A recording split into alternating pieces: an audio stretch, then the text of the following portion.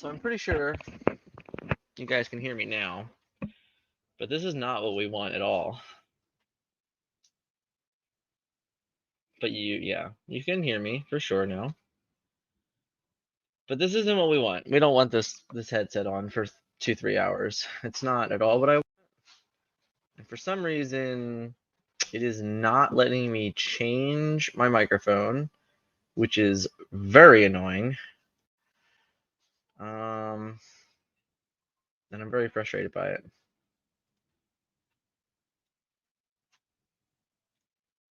But here we are for the time being. I don't know why it's not letting me change. I don't know. This is normally not a problem at all. I never use this headset when I'm streaming on here. So I don't even know why it's set to this, which is even more frustrating. It's killing the vibe. It's killing my vibe, guys.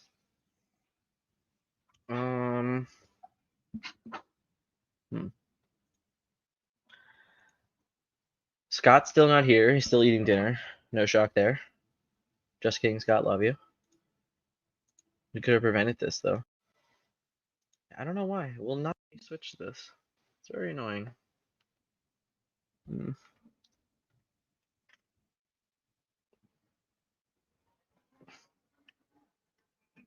Oh, where's the hat? The hat's right here. It's good. We got it. It's right here.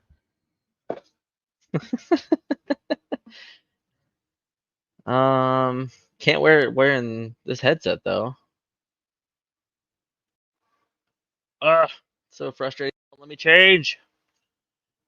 I don't want to wear this. This thing's gonna die if I'm being honest. All right. Well, we're here for now. Maybe when Scott gets in and starts talking, I'll mess with it more. But yeah. So as I was saying, 1 year celebration of Disney Lorcana, which is like insane, if I'm being completely honest. The idea that we have been a full year, 5 sets, organized play. I mean, the list goes on and on, if I'm being honest. Where a year ago, I mean, we were straight in the unknown.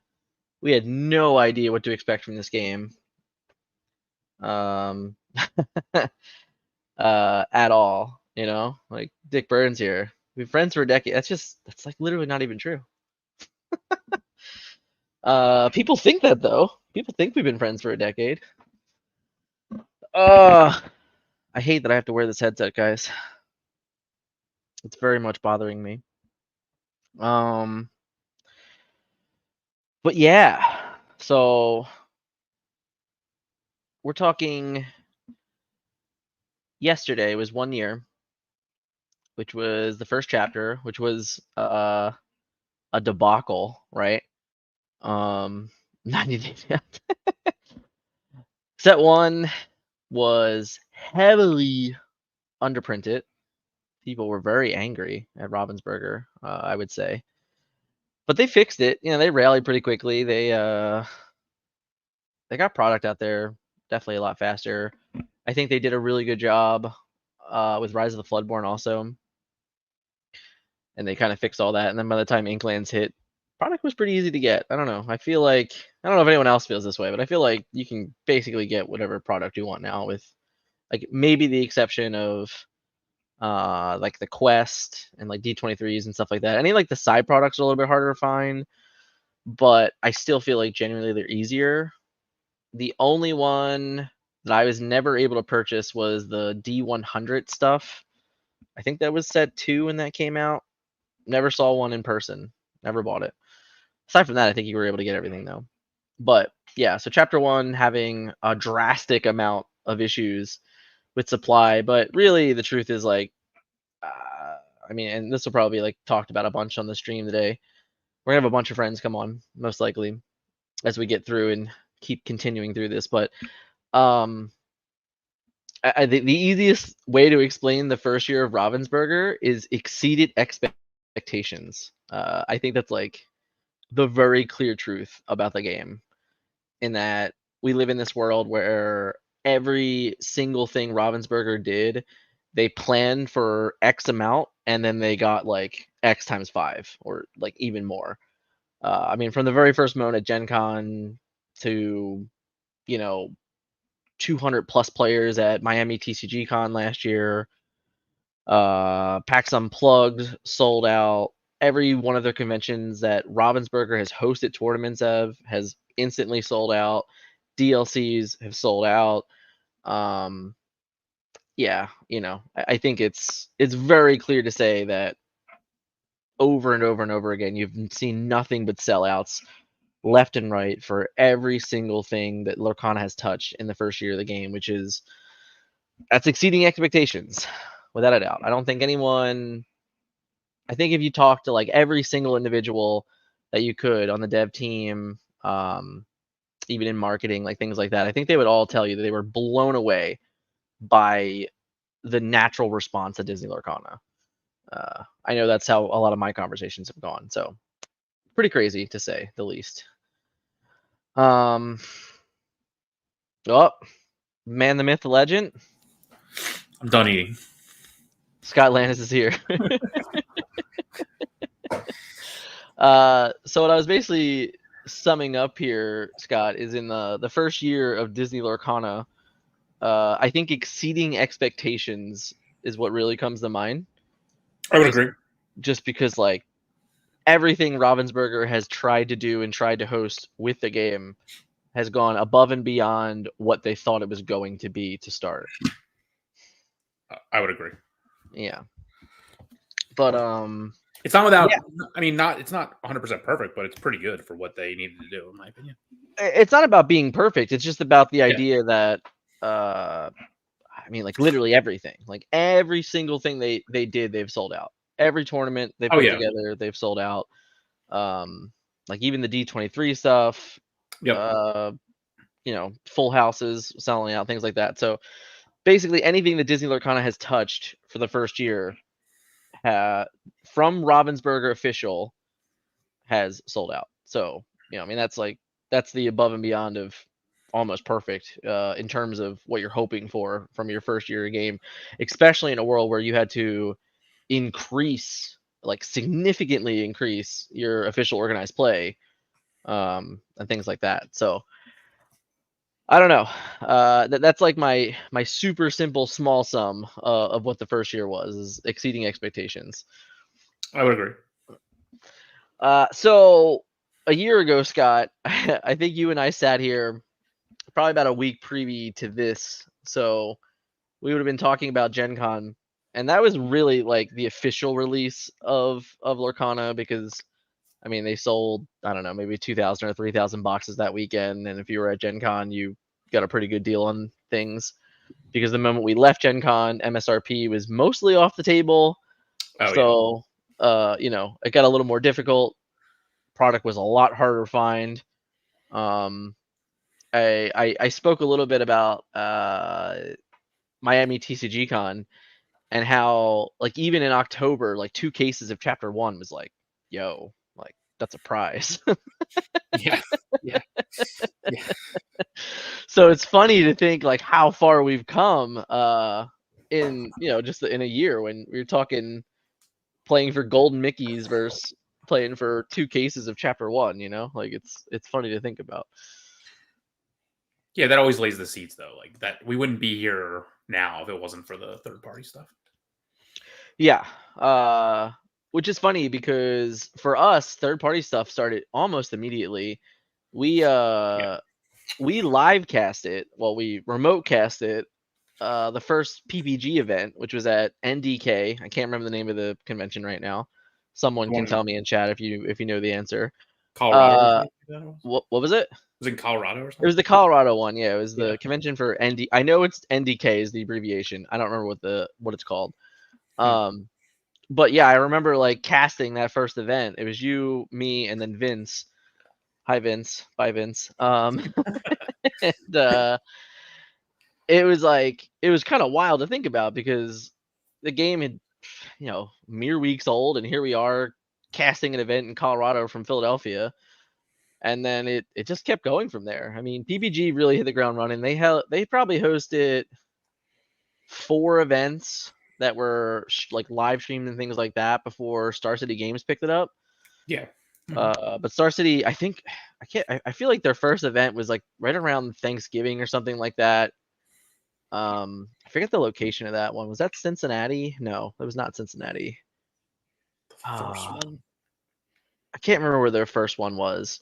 I remember it was in November, but I don't remember exactly where the location was at that time. But they picked it up, and then they really started being, I would say, more successful in this year, like in 2024. Early Like 20. Cincinnati, Hartford, Philadelphia were all very, very large events. So I mean, for like a brand new game and things like that, especially when we were playing for, I think it was 2K and then 5K, 5K. I think that's what happened. I think No. Hartford was the first 5K, and then Philly was a 5K, Oh yeah. Yeah, the big and then ones. Atlanta was a 5K. But between Philadelphia and Atlanta is when DLCs were starting, so like the third party stuff definitely fell off a little bit. But yeah, I don't know.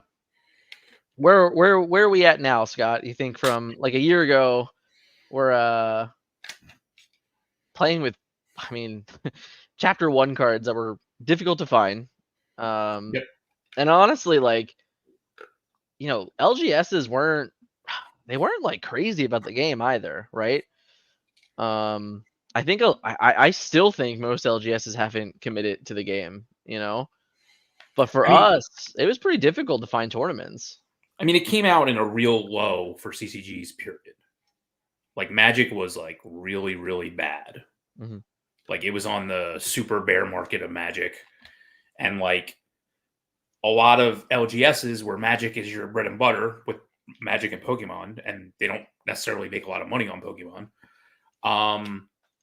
It just took a huge leap of faith for a company for a store to really want to get into another game, and they were taking such a bath on a lot of their Magic product that like to jump full force into another game that was made by a puzzle and board game company, even though it had a great IP, it took a lot of guts. And I think the LGSs that really went in full force were rewarded. But I'm not positive that like that many in an area could have taken that leap of faith. Just considering what was happening with a lot of their bread and butter product at the time. And you also had, honestly, you had like a lot of, like, it was like part of the, I think Lorcana is the poster child for like this like CCG resurgence or TCG resurgence that had happened post COVID. Yeah. Like One Piece and Lorcana, and to an extent Star Wars Unlimited were like the poster childs, but you had a lot of TCGs coming out, and like you had to pick your poison. And so, you know, LGSs that supported it on a certain level, you know, they always have to. It's always a fight for time, and the ones that are big and could support it have been rewarded for it.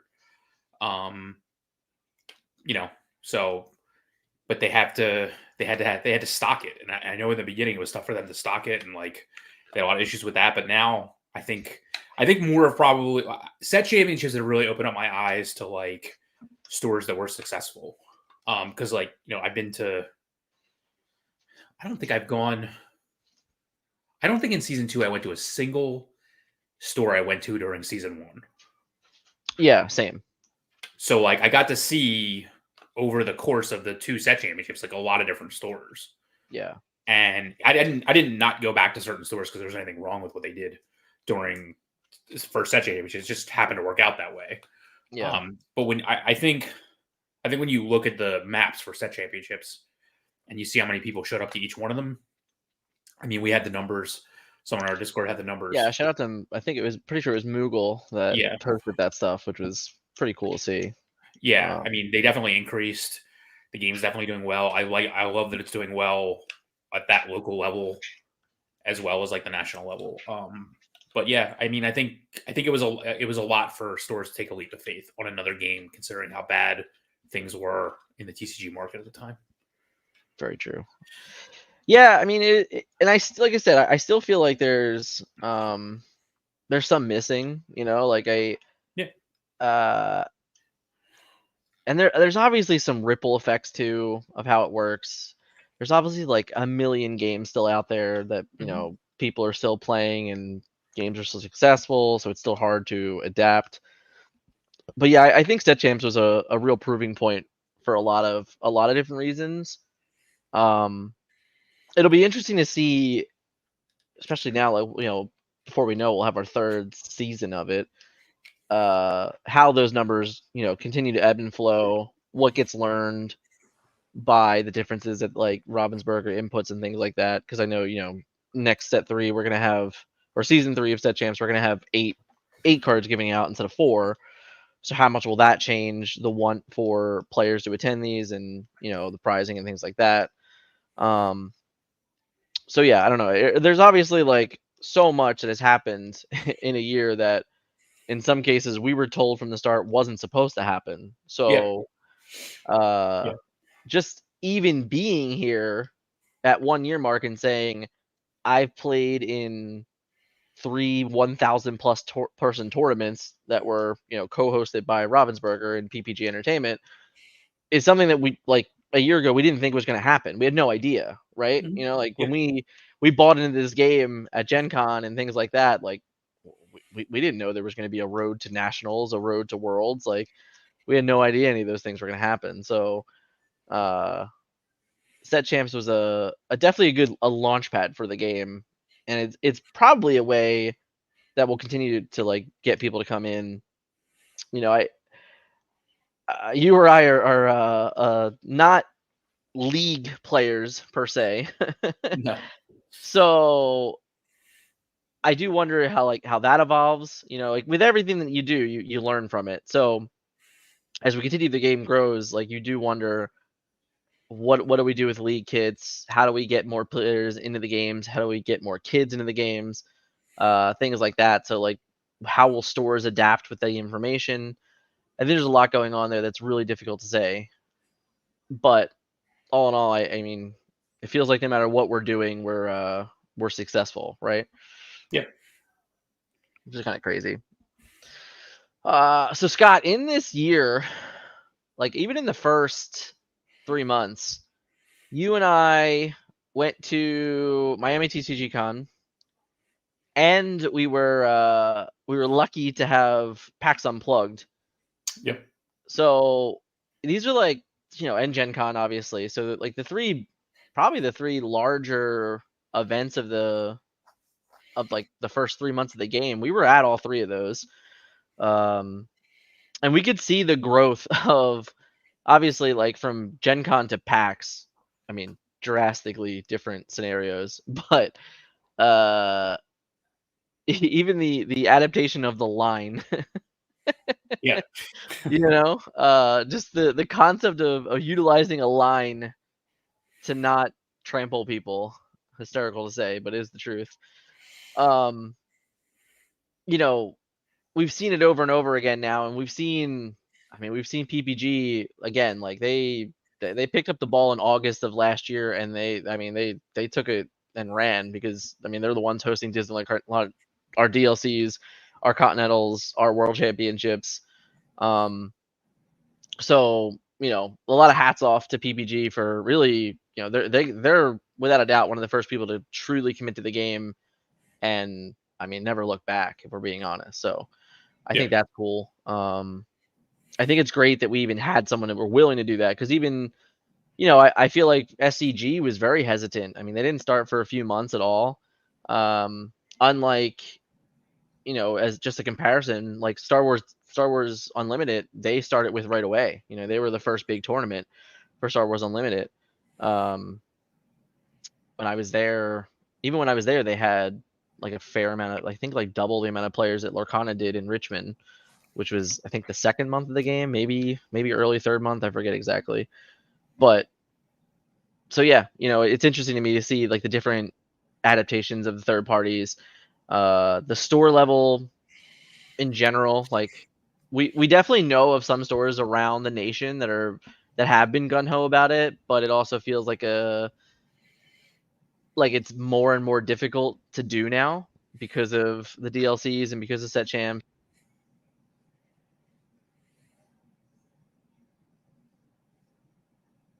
What happened? For some reason, my microphone won't work, and because my microphone won't work, this headset's gonna die. So I have to figure out a way to plug this in real quick and still use it, because I don't know why, but Streamlabs or Stream Elements won't let me use my microphone that's right here. I don't know why, just won't let me do it. So Okay. yeah, let me figure that out for a second, and you can chat for a little bit. What do you want to chat? You want to compare it to the first year of other games? Yeah, sure, do that. All right.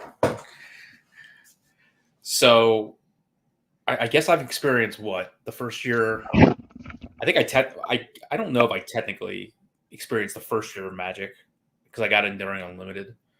But I got into the first year of World of Warcraft, and the whole thing there was like we knew right away it was leading up to $100,000 World Championship, which was like the biggest prize at the time given out. So everything was organized play focused right away. That game also had very big difficulties in getting product out there during the first set as well, and then the second set was overprinted.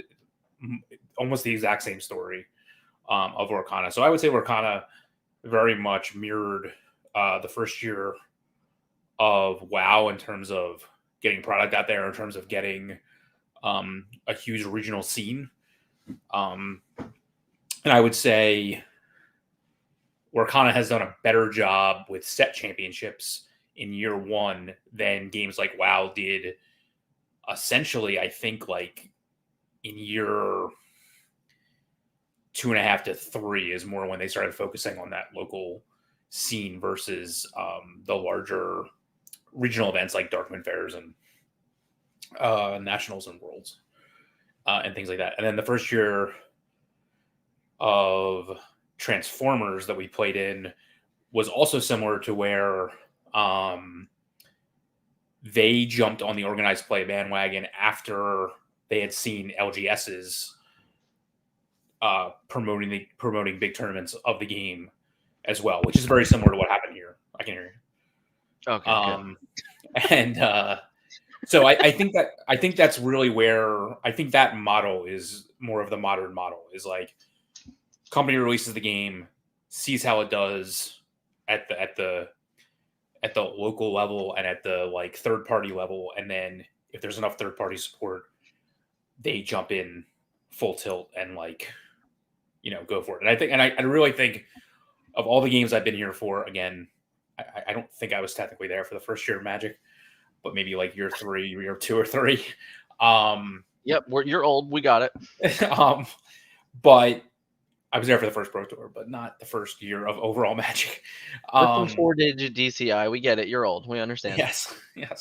But I would say compared to the other games that I've been there since the launch, I think they definitely, the people that were involved in this definitely learned from other big games in the past and have done a really good job. Yeah, I mean, success leaves clues at the end of the day, and yep, like if you see a bunch of games that are successful and you go, well, how are they successful? You just implement them and it works out. Yeah, and I think they've taken a huge leap of faith as well. I mean, like they've increased their staff. I don't know. Oh yeah, I mean they're still hiring. Like, yeah, I don't know how many fold or whatever, but yeah, it's a lot. I don't know the exact number, but I would not be shocked if it was like tripled in a year. Yeah, probably. Yeah. Like I could totally see that being a realistic number. I mean, even for us, like, so Disney Lorcana challenges get announced. We go to the first one in May. 2 weeks later, Chicago. In between that, they hired an organized play manager.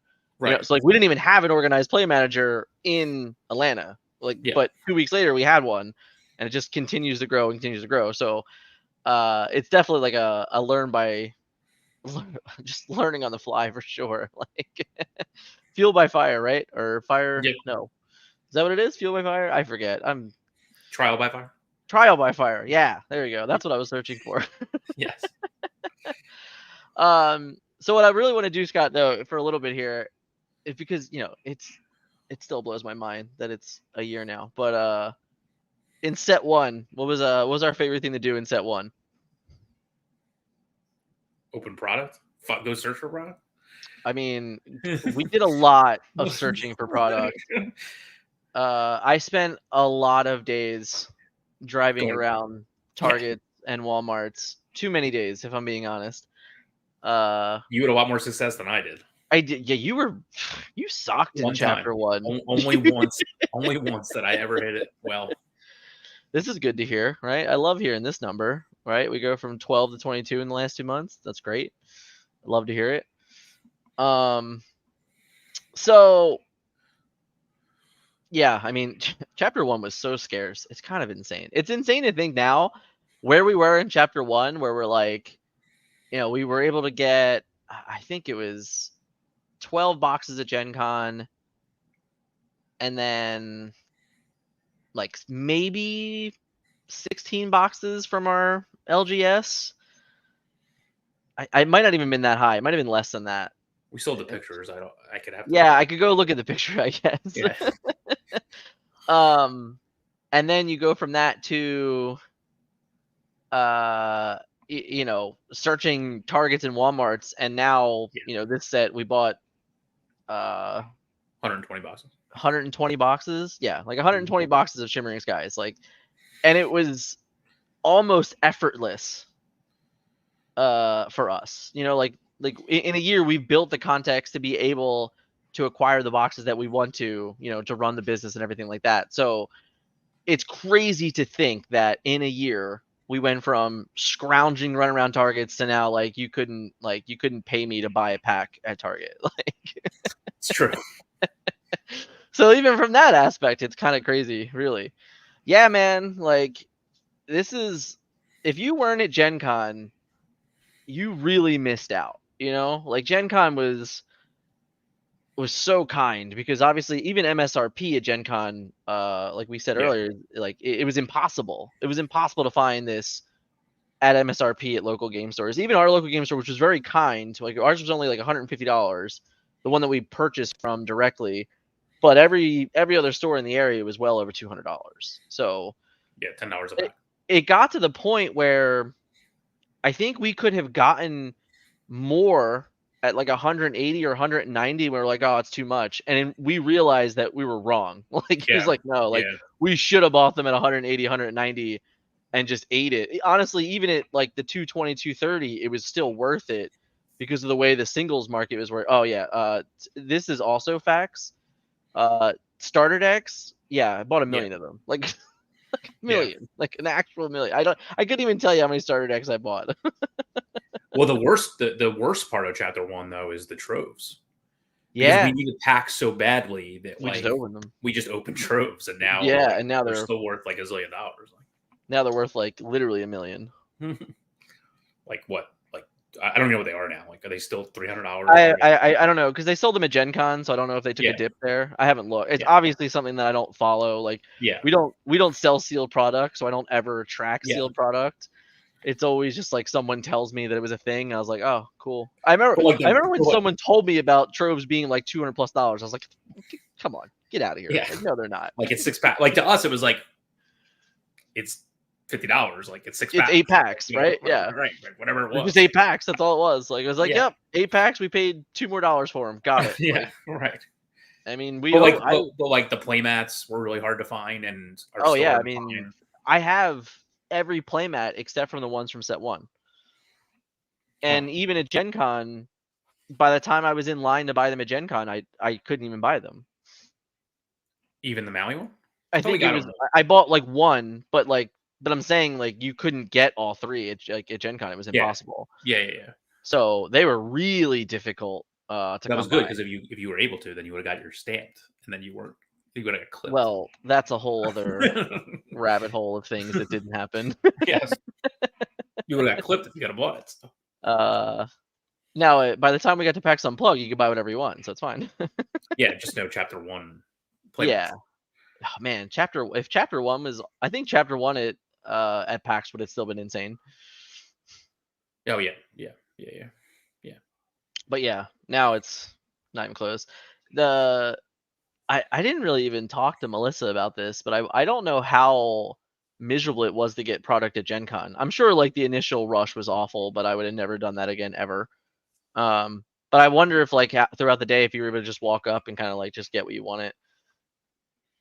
I saw people with a lot of pins, so I'm sure it wasn't that bad.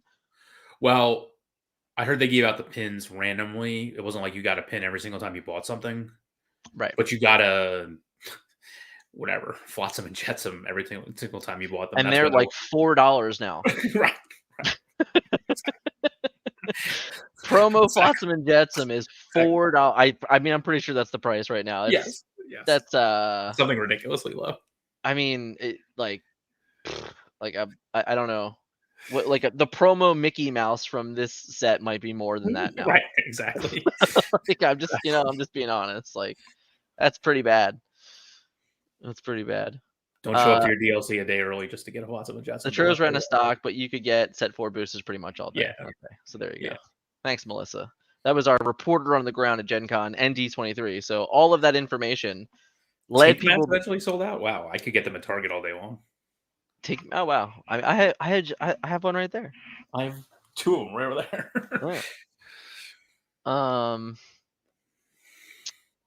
But yeah, it's crazy to think about that.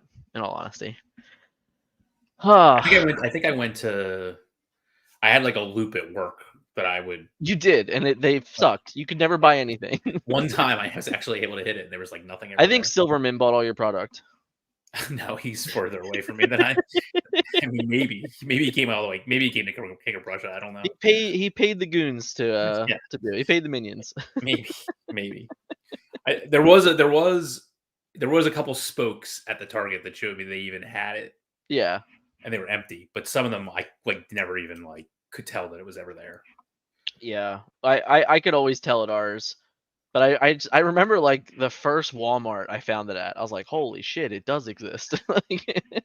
I mean, I was at the Target at whatever, before it opened, and that didn't. Yeah. And then I found out that didn't matter at all.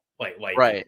That's not the well, no, that's what it was. I was like I think I was driving home from Allentown. I had to work at the PPL Center, and we saw people on Facebook start talking about it. And then I literally stopped at every single Walmart and Target from my drive home from Allentown. It took me 3 hours to get home that day. And it didn't even matter.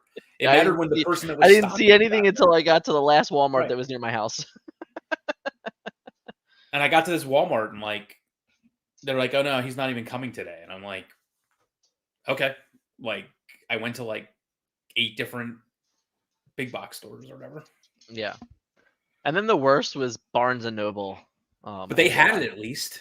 Yeah, for all 3 packs that you could buy. Right, but at least you could have got something. I'll never forget being at Barnes and Noble on opening day, and I was the 3rd person in line, and they told everyone you could buy 2 of everything. And the first 2 people bought the Chapter 1 troves, and all I got was 3 packs. I was like, fuck. God damn it. Weak. It was so weak. But hey, it all came back during set championships.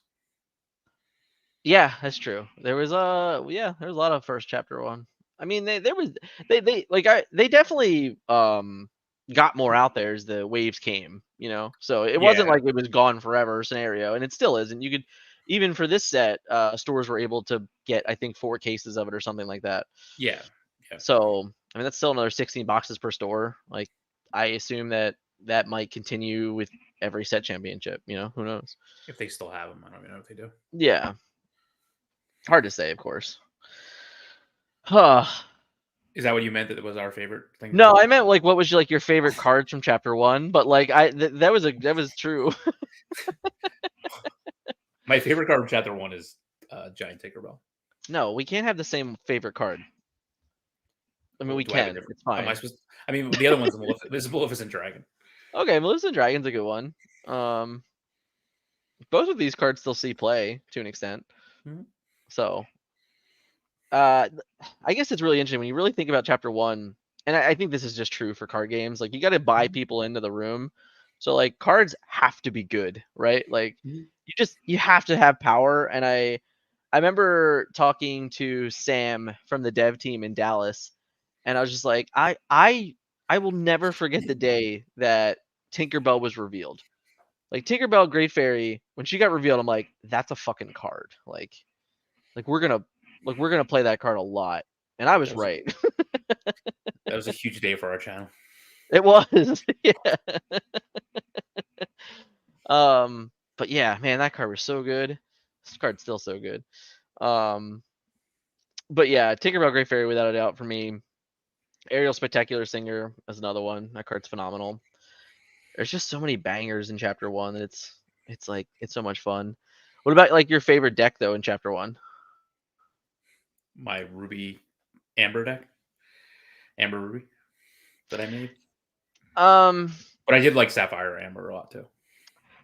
yeah. I think for me, I don't know how true this is for every set, but I really feel like because it was so difficult to get cards, and like honestly, tournaments really didn't even start picking up until like mid-October, that's when they really started picking up when people were Sure. like finally able to get cards.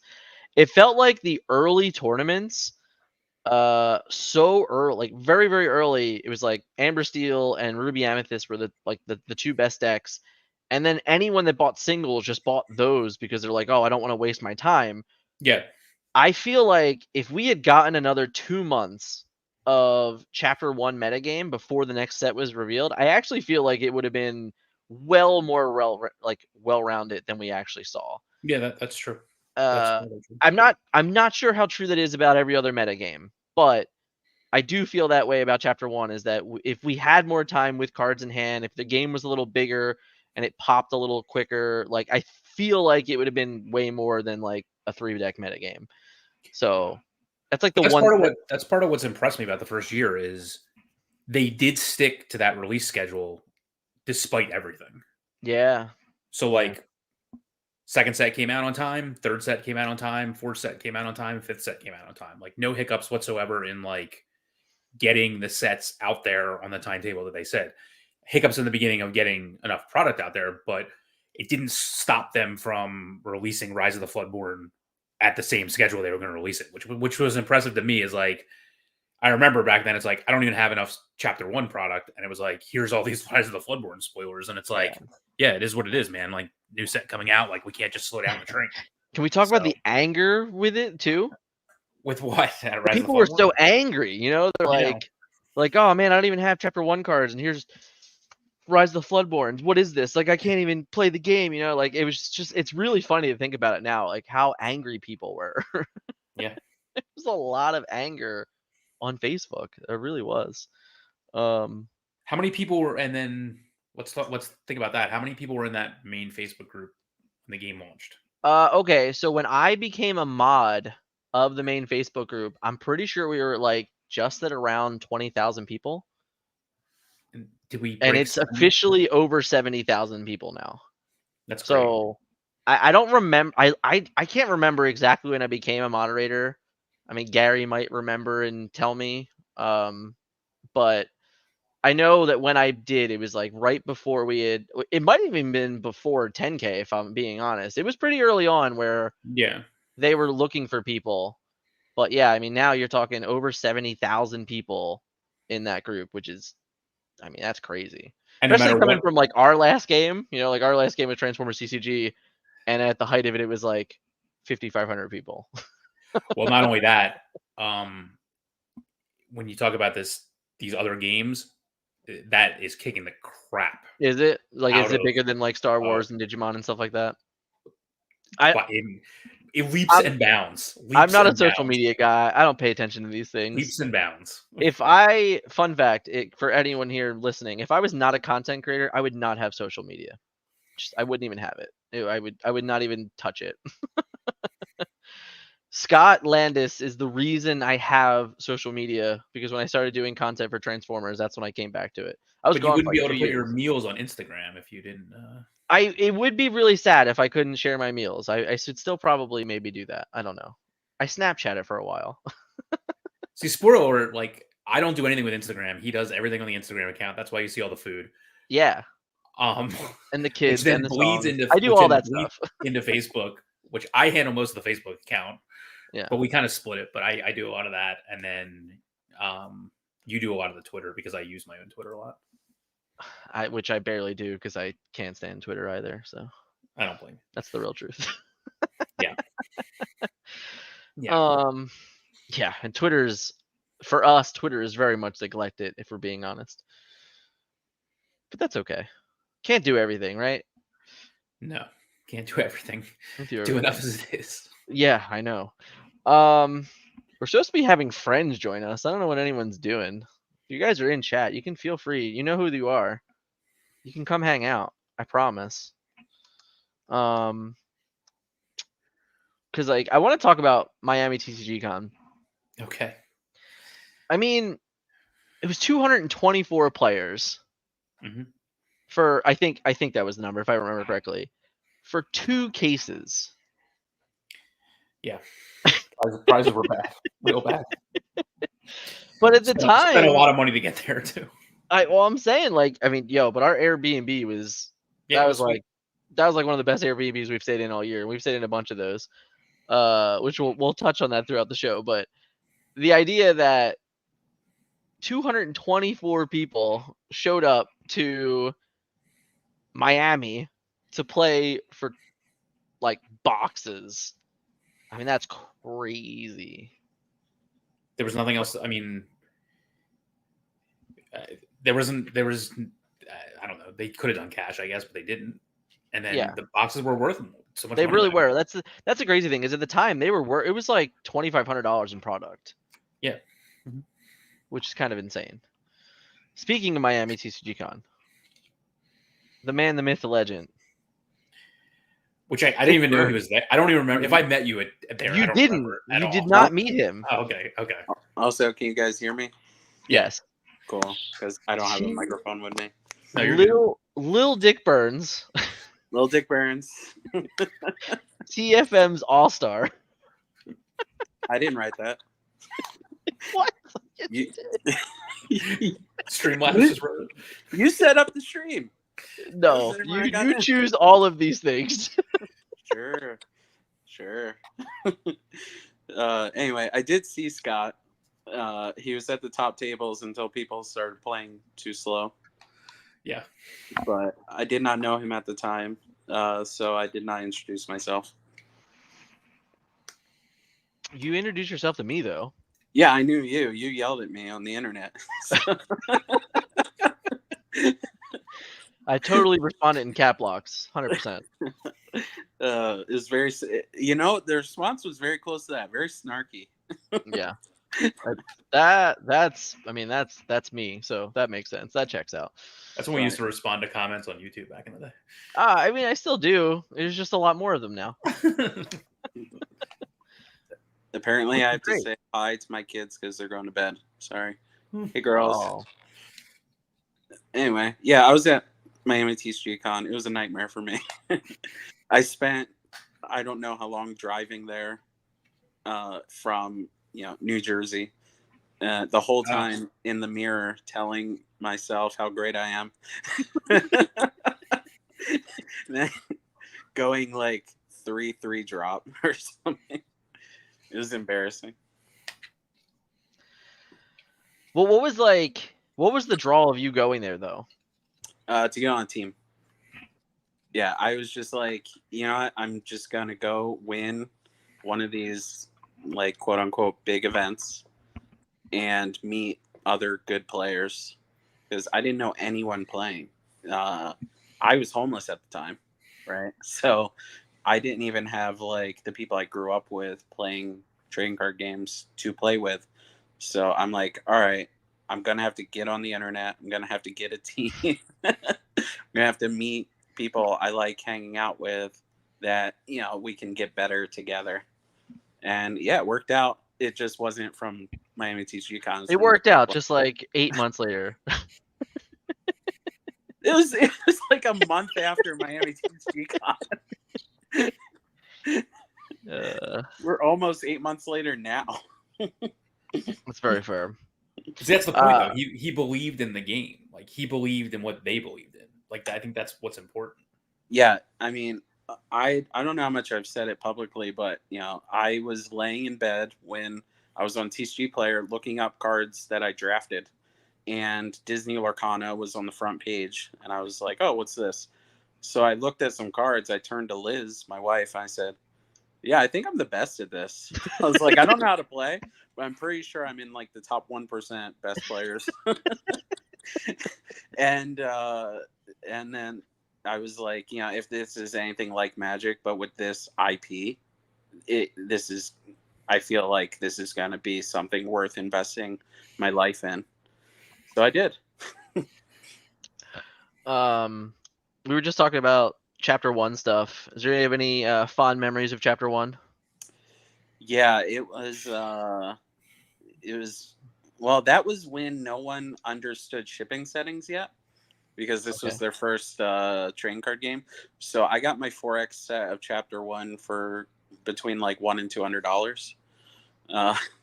But it just like people listing their cards for a penny with $4.99 shipping, and me buying 200 cards that were worth $5 each. Right. Okay. Yeah. Pretty good. And then like even before all that came in the mail, having to like play starter decks in tournaments to win cards because there was no prizing because stores couldn't get packs.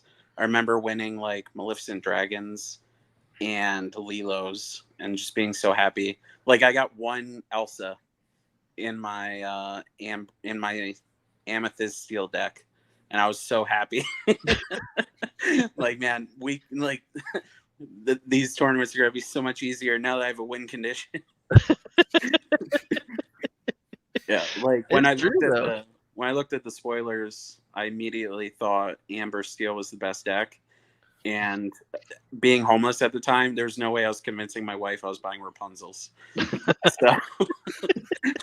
So I was grinding with $5 cards that I got for a penny, and the starter. You were deck. Nunez. Yes, kindred spirits. But yeah, those were the good times. Now, very rare to find a good deal. Kylie thinks you're the all-star. Well, that is true. Hard to ignore. That is my protege. So that's fair. She was stomping me the last time we were playing.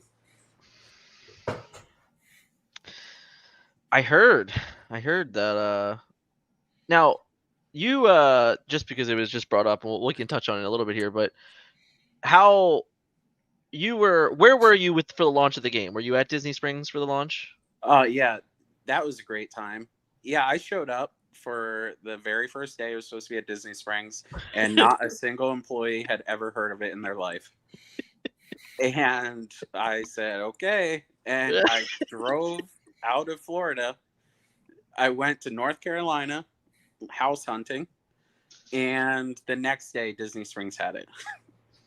And the entire drive to North Carolina consisted of me walking into stores and either getting laughed at or called a scalper for trying to buy starter decks to play with my kids. Can't use that word anymore. It's banned on Facebook. Yeah, well, it was egregious getting called that. I had no interest in flipping sealed product. I eventually started sending Liz in to the stores. Yeah, we were so happy. I think we got 6 starter decks from one total from Florida to North Carolina. We got 6 starter decks, and we got enough vanilla cards so that I could play with the kids. Yeah. It's funny. I was talking about how I spent like 3 hours driving home from Allentown, and I didn't get anything. But it sounds way worse when you're like, I drove from Florida to North Carolina and got 6 starter decks. Yeah, and then when I was in North Carolina, I think I found 2 booster packs at Barnes and Nobles, and then I didn't even know you guys yet, and you posted on Facebook a mound of booster boxes. I'm just like, okay, I'm just gonna quit now. That was the day I stopped looking for sealed product. The actual day.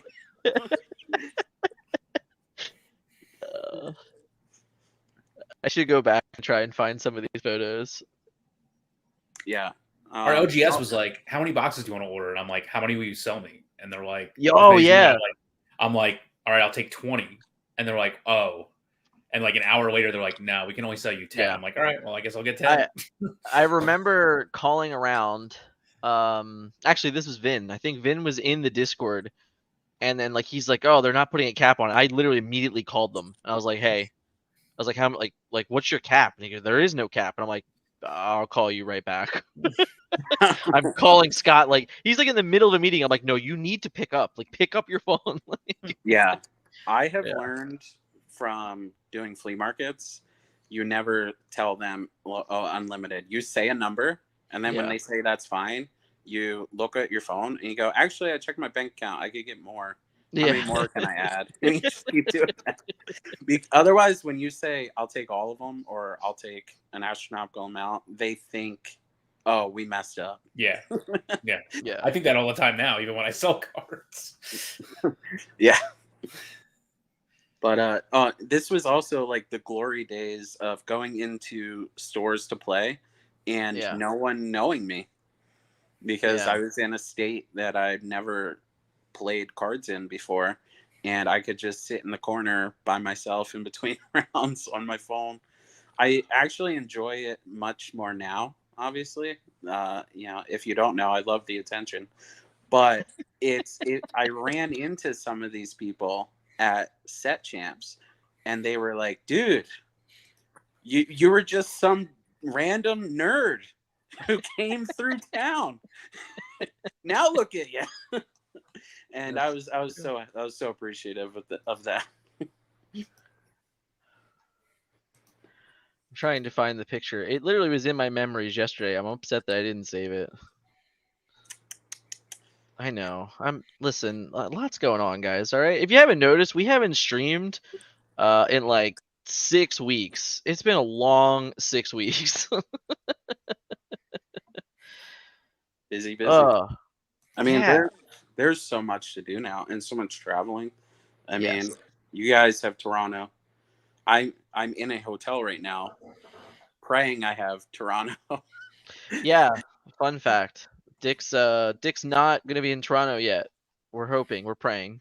Yep, I drove 4.5 hours to where my passport is being processed, and they told me to just call every morning and see if anyone is canceled. It's like actually insane. Yeah, and I mean, I'm willing to just live here till Friday, hoping someone cancels. This is how dedicated I am to the game. it's actually insane to think about. But hey, there you go. We have to. And yeah, in my memories a year ago, I was living in someone else's RV, looking for a house to buy. There you go. I mean, a lot has changed in here, that's for sure. Yeah, it's crazy. Man, it is crazy. So you went back to, like, you did Disney Springs for how many of the releases? All of them except what was the set Inklands, before right? this one? Yeah, all of them except Inklands. Yeah. Because Well, and Ursula's Return. You didn't do either of those, right? no, I did Ursula's Return. Oh, you did? Okay. Yeah, I got destroyed on Ursula's Return. I opened so many boxes. I opened maybe 16 boxes, and I opened 0. So many boxes. 16. Whew, No, so but many. to get them from Disney Springs, there's a limit. Like, I have to drag myself, my 2 kids, and my wife through that line multiple times. Yeah, fair. So, like, that was a lot to get out of Disney Springs. And I did not open a single legendary worth more than $5. Oh, you did really good. How Yeah. many? What in Ursula's Return? What do we have in Ursula's Return? I opened 0 Robin Hoods, 0 Okay. Ursulas, 0 Jafars. No, You that's did really good. That's the set before. Yeah, that's Is it? Inklands. That's Inklands. Oh, okay. Then I did. Sorry. I went for Inklands. I did not go for Ursula's Return. Ursula's Return, I was still under my old sponsorship, my old team. So that was part of being on the team. Oh, yeah.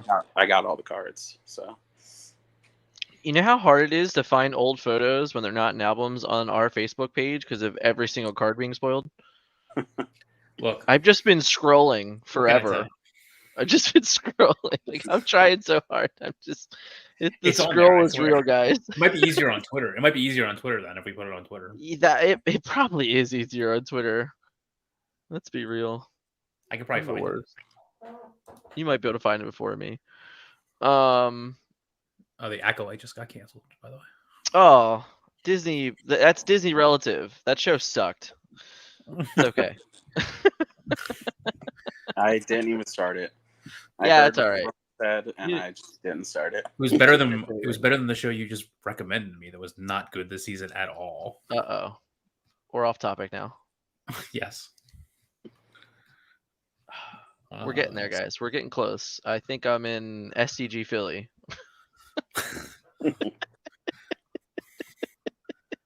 I'm in Atlanta already. And like just started.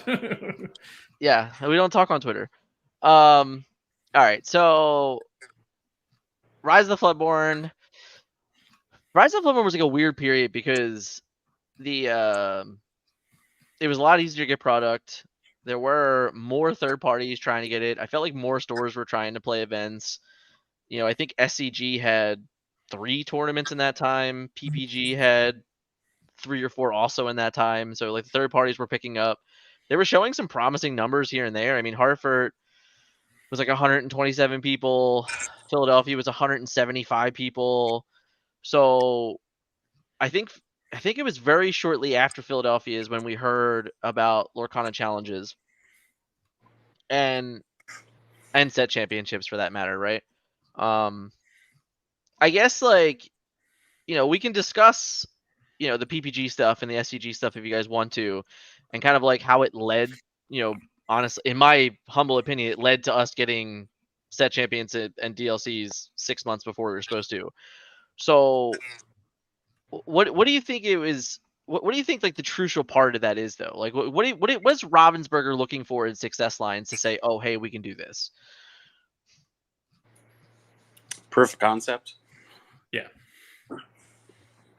Just they want to see that's picked up by them, like other people before they need to pump their own like effort into it, and that's what happened. Okay, so this happens, and then they go, all right, DLC Atlanta, 512 players. Yeah. Yes. Well, you know, they thought it might be 3 times as popular as SCG. Yes.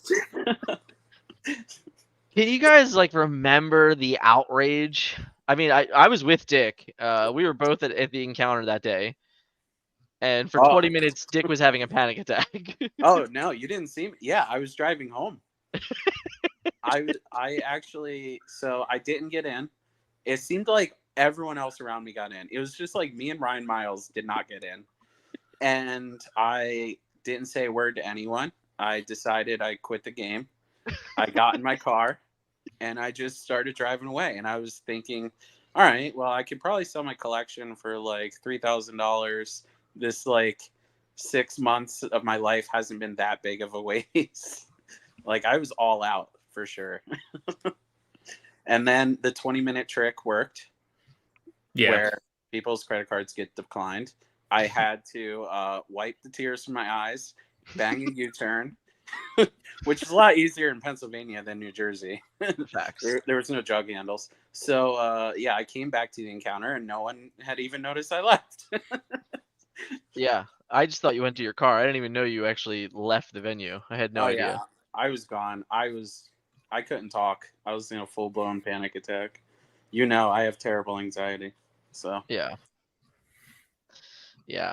kind of crazy. I think it's really insane that they were content with the idea of 512 players, and I think it was like 3 weeks, maybe 2 weeks, in between them going, it's going to be 512 to increasing it to 2,000. But I really don't know like how many people truly grasp the concept of saying we booked a venue for 512 and somehow we made it work for 2,000. I mean, they changed venues, right? Right. No, But it changed venue. It changed rooms in the venue. Yeah. No, I thought it flat changed venues. No, I think it was. I mean, having gone to people Atlanta, booked the hotel, and then it was no longer at the hotel. a People different. said It was across. okay. It literally, I'm pretty confident it changed like literal buildings. Oh, okay. People said across the street, but like we walked in those streets. I don't know where else it could have been. Right. Yeah. So That's my point. I don't know where else it would have been. Yeah, I don't either. But I mean, the idea that they were even able to, like, now anyone that's been to the DLCs, Atlanta is the one that sticks out because everything's always, it was in one room in Atlanta. But for Chicago, it was split into 2 rooms. And then for Dallas, it was also split into 2 rooms. So you could tell that they're like, oh, we had this and then we just got the addition.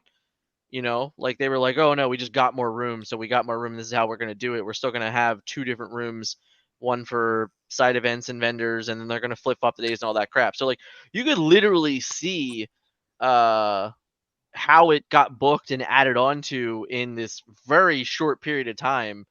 Realistically, when they were like, wow, 512 is like clearly not enough. And then it also shows like Atlanta was spoiled because Atlanta was 2,000, but Chicago was 1,000, and then Dallas was 2,000, but Toronto was only 1,000. So it showed that they were very prepared for only 512 for these 6 events that they announced in North America, and then the idea that they were able to even increase the size. Like technically, it wasn't Bologna; it was the one before that. What was the one in July overseas? Because they kind of like got around it by having 2 1,000 person tournaments. So like they still had a small venue, but what was it? I said that was slick. I don't know where Right. it was because I'm an American.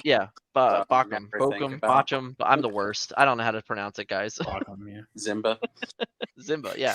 Team Zimba for life. So yeah, so they like couldn't increase their size either. They were like, no, we're just gonna have 1,000 on Friday and 1,000 on Saturday, and then cut to a 64 on Sunday. It's very interesting how creative Ravensburger has been on both sides of the world to make these like as accessible as possible. And I understand that there are still people that can't get in the tournaments and people that are like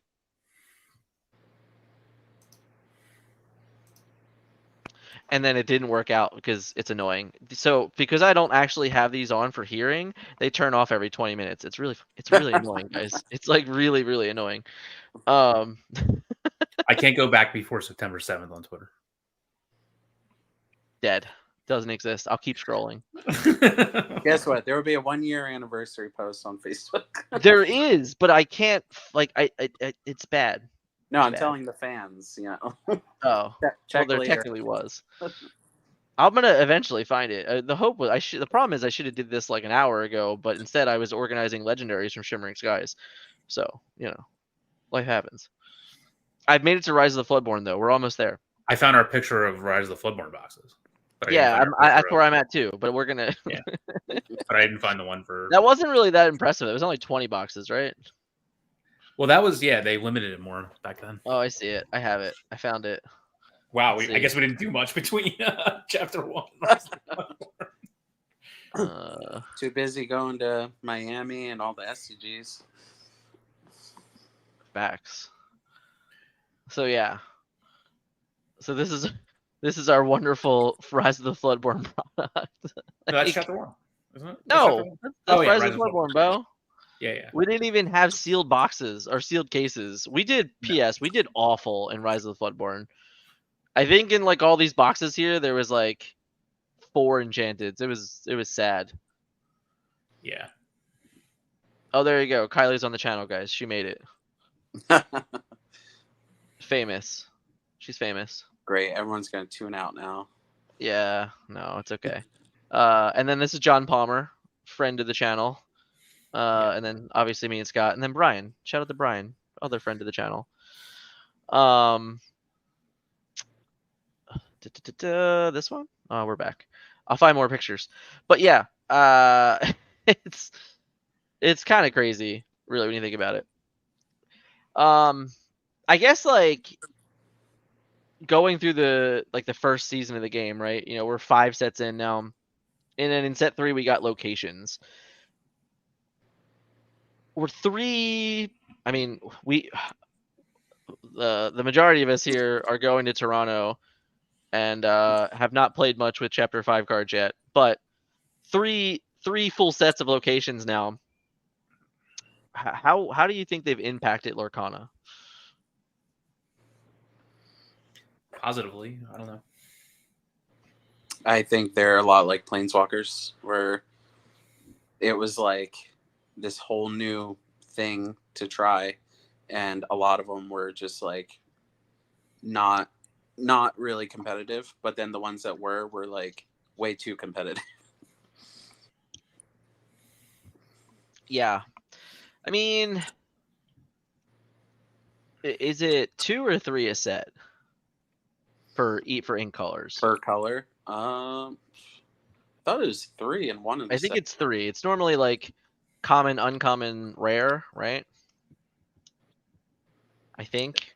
I feel pretty comfortable. I don't think there's no legendary. Well, right? There's no legendaries and there's no super rares. I think they're all rare, uncommon, and common. Yeah. So like, you're talking what 18, like almost 50 locations now. How many of them have really been successful? A handful. Yeah, like 2 or 3 that I can think of. I don't know. For me, it's weird. I think it's like it's a very weird mechanic in the game. There's 3 Franklins and 2. Oh, okay, all right. So that means it's less than that. So it's only like 30 then. Interesting. Shout out to Tom. Thanks, Tom. I don't know. For me, it's weird. Like, obviously, Queen's Castle is like just the, yeah, that's the top. So it feels very odd to me that, we can talk about Queen Castle, we can talk about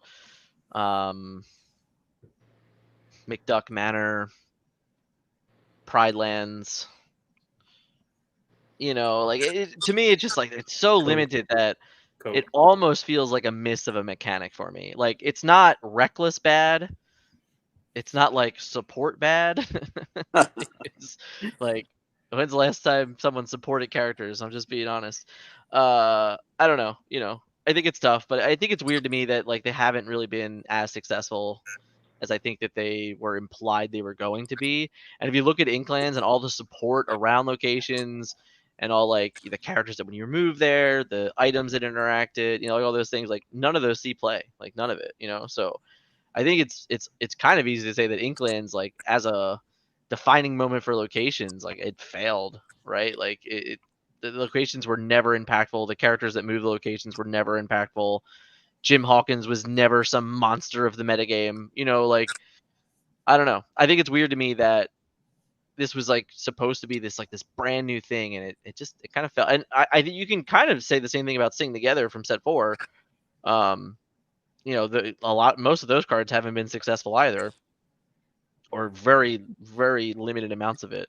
So the core mechanics of Shift and Singer have always maintained playability, which is great. But everything else has been kind of like, eh. Yeah, there's very few sing together cards compared to everything else. So There's like one each, right? yeah.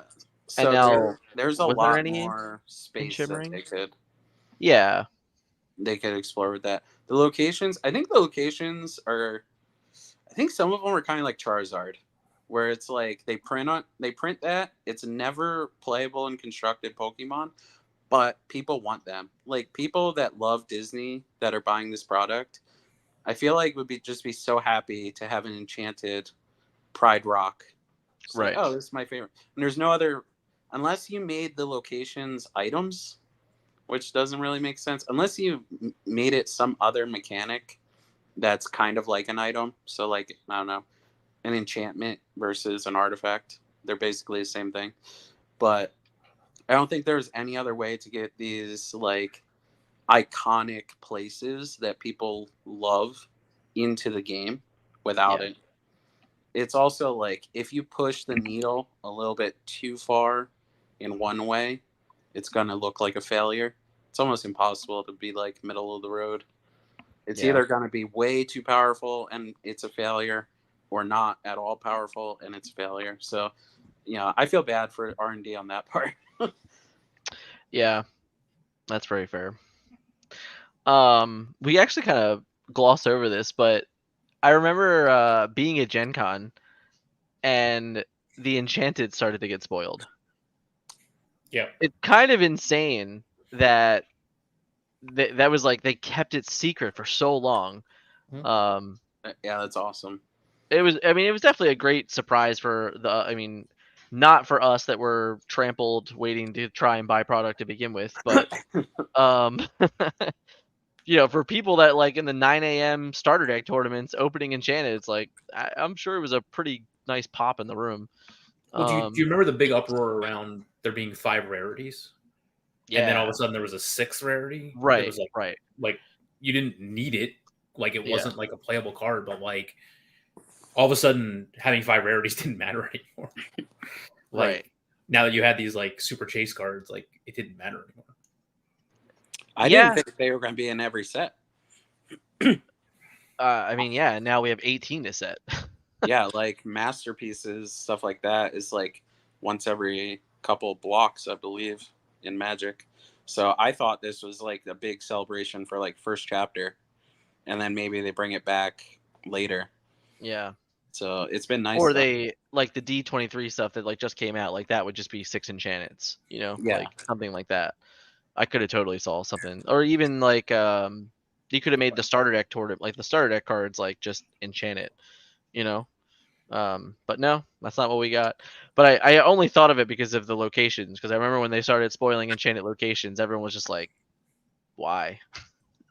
Well, besides the fact that they added them, which was like now we have 18 enchanteds instead of 12. That was Right. crazy. Right. Which is kind of funny. Yeah, I feel like the uncommons and the locations and stuff like that should be like league prizes. That'd be cool. Yeah, like instead of like the sleeves and stuff like that. Like you keep the pins, you keep the other more common league promos, and then yeah, you could just move the others to league prizes. I mean, like World of Warcraft, I remember getting like the weekly promos were like Right. nuts. They were so good. The EA. Yeah. And they were just full arts. Yeah, they were EAs and stuff like that. Yeah, I know. Because they were always playable cards too, which was like helpful. Yes. Still scrolling. Yeah, it's okay. It's not impacting this stream whatsoever. I can You tell could that it post is. that back then. It's just so funny. You know, all day I knew this was happening, right? I was planning on answering this phone call, pretending you couldn't hear me, and just like miming. And then when you say, "Oh, I can't hear you," I was gonna cough, and then go back to miming. But since you opened the stream, doing this, I couldn't tell you what happened there. You ruined a joke I had 12 hours in the making. Thanks a lot, Dan. It sounds like completely accurate for our entire relationship. Yeah. Yeah. I mean, I have to tell you all the time in Discord, I'm joking. Pave knows the the struggle of that. We got there. We got there. Here it is. Boom. This is our chapter. It was 16 boxes. I'm wearing that shirt again. No, that's more. 20 boxes. Well, yeah, you wore the same shirt all the time. 4 of them are Palmer might be wearing the same clothes for all I know. Yeah, and I thought a case was 6 boxes. And I'm just like, you know what? I'm like, yeah, forget these guys. Let's be nice. Little internet celebrities. There's that troll on top. Troll we did not make any money on. Yeah. Only 13 likes on that picture, man.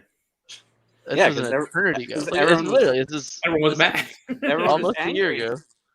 They were like, that's my entire state's supply. You live in Iowa. You got more than everyone. Our store got 100 boxes. I still don't understand how our store got so lucky. Yeah, I don't either. But it was, I'm pretty sure it's up to the distributors. Like if you went through like PhD or something and you are a big spender, I'm sure you got more. Like store's not a big spender. I don't understand what happened. They must buy a lot of like the random crap, and that's the point. Instead of just like the big stuff. Yeah, it was actually kind of insane. kind of insane. Oh man. I gotta run soon. What? I gotta run soon. You gotta walk the pup. He has the runs. I don't know. Dex.com. God. I would always I'm not even sure if that worked out, but I would always go to inkdeck.com. They have like you can click their tournaments tab, and then from the tournaments tab you can kind of like get an idea of what you want to do. We are, depending on what you actually need them for, Toronto or Shimmering Skies, just be wary of what you're looking at, obviously. So yeah, so we get to DLCs, and I mean Atlanta was like incredible. I was really excited for Atlanta, mostly because I think it was like the best one because of like the room itself, and everyone was in one spot. All the vendors were there. A lot of really good things going on in general. But you know, we've been to, well, Dick and I have been to 3 of them. Scott has only been to 2. What's been your favorite one so far, Dick? Atlanta. It still had the appeal to it. I'm over them at this point. I don't want to go to anymore. I don't want to go to anymore, but I booked a room in Washington D.C. so I could maybe still go to Toronto. Oh no, I'm in South Carolina. It's even worse. Oh, you're I'm further so away. Yeah, I'm so far away from God, compared to where I started. Yeah, well, it's like they feel like such a crapshoot for me coming from Magic, where it was your record that got you in, guaranteed, and not and you know, like me and you ended up in the top like 3.5%, but only the top 3% made it. And at the time, it was nice to get the jitters out and be like, all right, I gotta let it go, whatever. Now it's like just disheartening. I don't like to keep ending up in like the top 5 to 10%, and then it's just like nothing to show for it. I don't know. I'm too competitive, I think. That's probably fair. I think that's actually a really fair comment. Scott, what about you? How do you feel about them now? We're halfway through our DLCs in North America. I mean, I wish Toronto was Shimmering Skies legal, but otherwise, they've been good and exciting. I don't know. I enjoy them. I still have yet to be able to do this, but what's it like to sit at home and watch one of these? I don't like the delay when I'm talking to you guys, knowing what's going on. Like it's anticlimactic, I guess you could say. Yeah. The European ones are more like, you know, real time, you would say. I think it was funny in Dallas. Yeah, it was Dallas because you were there. I was like giving the play-by-play of how Ed was doing, and you're like, "Stop spoiling it." Yeah. I mean, the coverage is really good. The cam like of the games is really good. The commentary is really good. So it's enjoyable to watch. I wish there was more like cut-ins of like what's going on at the event and talking to random people and things like that, like making it feel more like an event than a tournament, if that makes any sense. Like when I'm there, I feel like it's an event because there's like a million people coming up talking to me, and like it doesn't, especially like on a day 2 when you're not playing, it feels like an event. But when you're watching it, it just feels like a tournament. Like right. I guess, but like I want it to feel like an event, if that makes any sense. Yeah, I think it's weird because since the stream setup in the last 2 has been in a different area, yeah, it's very, you know, like private, secluded in a way. It was a little more open in Dallas, where we were actually able to like sit and see them, kind of like the players on display. It's a weird way to say it, but they were basically like on a stage, and we were able to like watch them on stage, and they actually did have monitors set up so we could watch the overhead cams live. But it was also still weird because, you know, they had to like hide the hand cams from us because they didn't want us to like react in live Yeah. time to them and things like that. So it was better than the first two because we were actually like, I'll never forget Atlanta. I had no idea what was going on in Oh Atlanta. yeah, me either. Like Yeah. like the I could see them. I saw the top 64 and the top 32 be played, and then I walked out of the room and was hanging out with the Lore 20 guys. And then when I came back, I had no idea what was happening because like everything was now bannered off and hidden and secretive, and we're like, and then all of a sudden they're like announcing the winner, and you're like, what? Like, oh, okay, like it was very weird. Um, so I do not like the delay at all.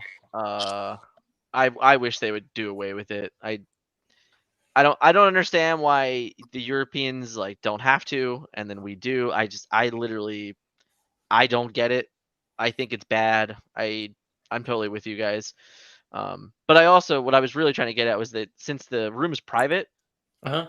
they you can't really have that like cam of the tournament room either, right? Which is like you would like. Yeah. 'Cause I think it would be really cool if they had like some cam that just showcased like 2,000 people. Like Yeah. it's like no, like people are here, they're playing. This is a large room, large tournament, and I think it's like not to say that people don't want to go to these anyway, but anyone on the fence that like any new player coming in and like this is the first time they're watching the stream and things like that, they're not really getting that atmosphere. They're just getting whoever's on screen for 45 minutes.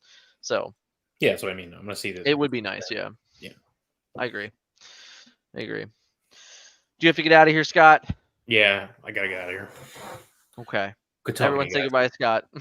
Bye, Scott. Yeah, guys. Thanks. Good to see you. I think we're gonna have more friends come on. Yeah, I was wondering where everyone was. Also, I'm having food delivered. I'm waiting for them to knock at any moment. Okay. But yeah, they do the delay, so there's no downtime. Yeah, Scott brought up a great point. Like, it'd be great if like Friday they just like interviewed people. Like, you come for check-in, do a 5-minute interview. Anytime they have downtime, just throw that up. Yeah, they could like do it in secret. Like, hey, what deck are you playing? Why did you pick that deck? Stuff like that. Yeah, I mean, I think they could easily do it in the end. I think that whenever a round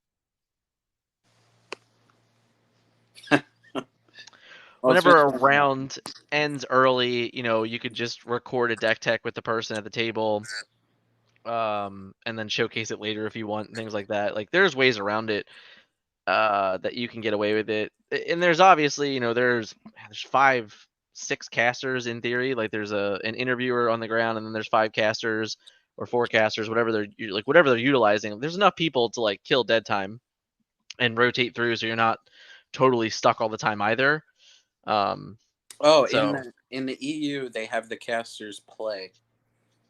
right, so they do that. They do a lot of the pack opening stuff. I mean, they're on like they're putting in work. They're on camera for like literally the entire day. 8, 9, 10 hours, however long they're going. So, and don't get me wrong, like that's not easy to do. Like when I cast it, Miami TCG Con, there's 200 plus players. There's like 8 rounds, right? So, I think I did 2 rounds, took off 2 rounds, did 3 rounds, took off a round. Like we were there the whole time. So, oh God, Dick, do you see that?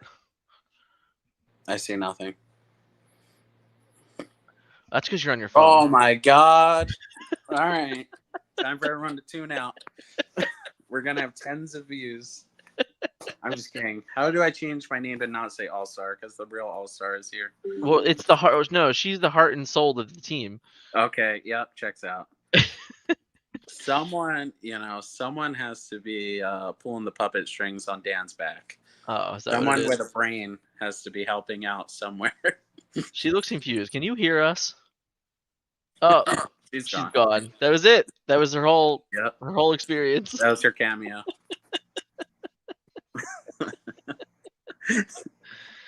To see more Kylie, you're gonna have to pay $5 a month on Patreon. She'll jump in the Patreon chat and play some games. She did play games yesterday or Sunday night. Yep. I was there. I ended up playing games. I don't have any set 5 cards, but someone else had a deck that was for Toronto, so I jumped in. Maybe something like a 3-day event where Top Cut would be more start on Saturday. For what? I don't understand. You have to follow up on that one, Tom. 3D event where Top Cut could be more and start on Saturday. I mean, I don't know. Hard to say. Let's see. Did she figure it out? Did you figure it out? Can you hear us? Well, get her right off the Look, I'm screen a big after girl. that. I figured it out all by myself. There you go. Good job. Hi, stream. So Kylie brings a very interesting perspective in the end because you and I and Scott have been playing card games our entire lives. In the first year of Disney Lorcana, Kylie, how much has Lorcana changed our life? Drastically. Thank you for the analysis. That was very helpful. I mean, What was the best part?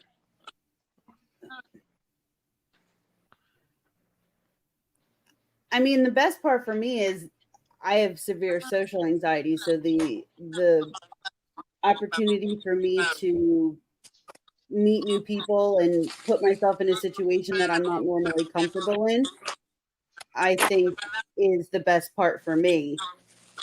But to go back on what Dan was saying, I work from 7:30 till 4 o'clock in the afternoon, and as a medical assistant, and I come home and I do orders or organize, and Dan works odd hours and he comes home and he's editing or he's doing orders with me. So it's like we literally eat, sleep, and breathe Lorcana in this house.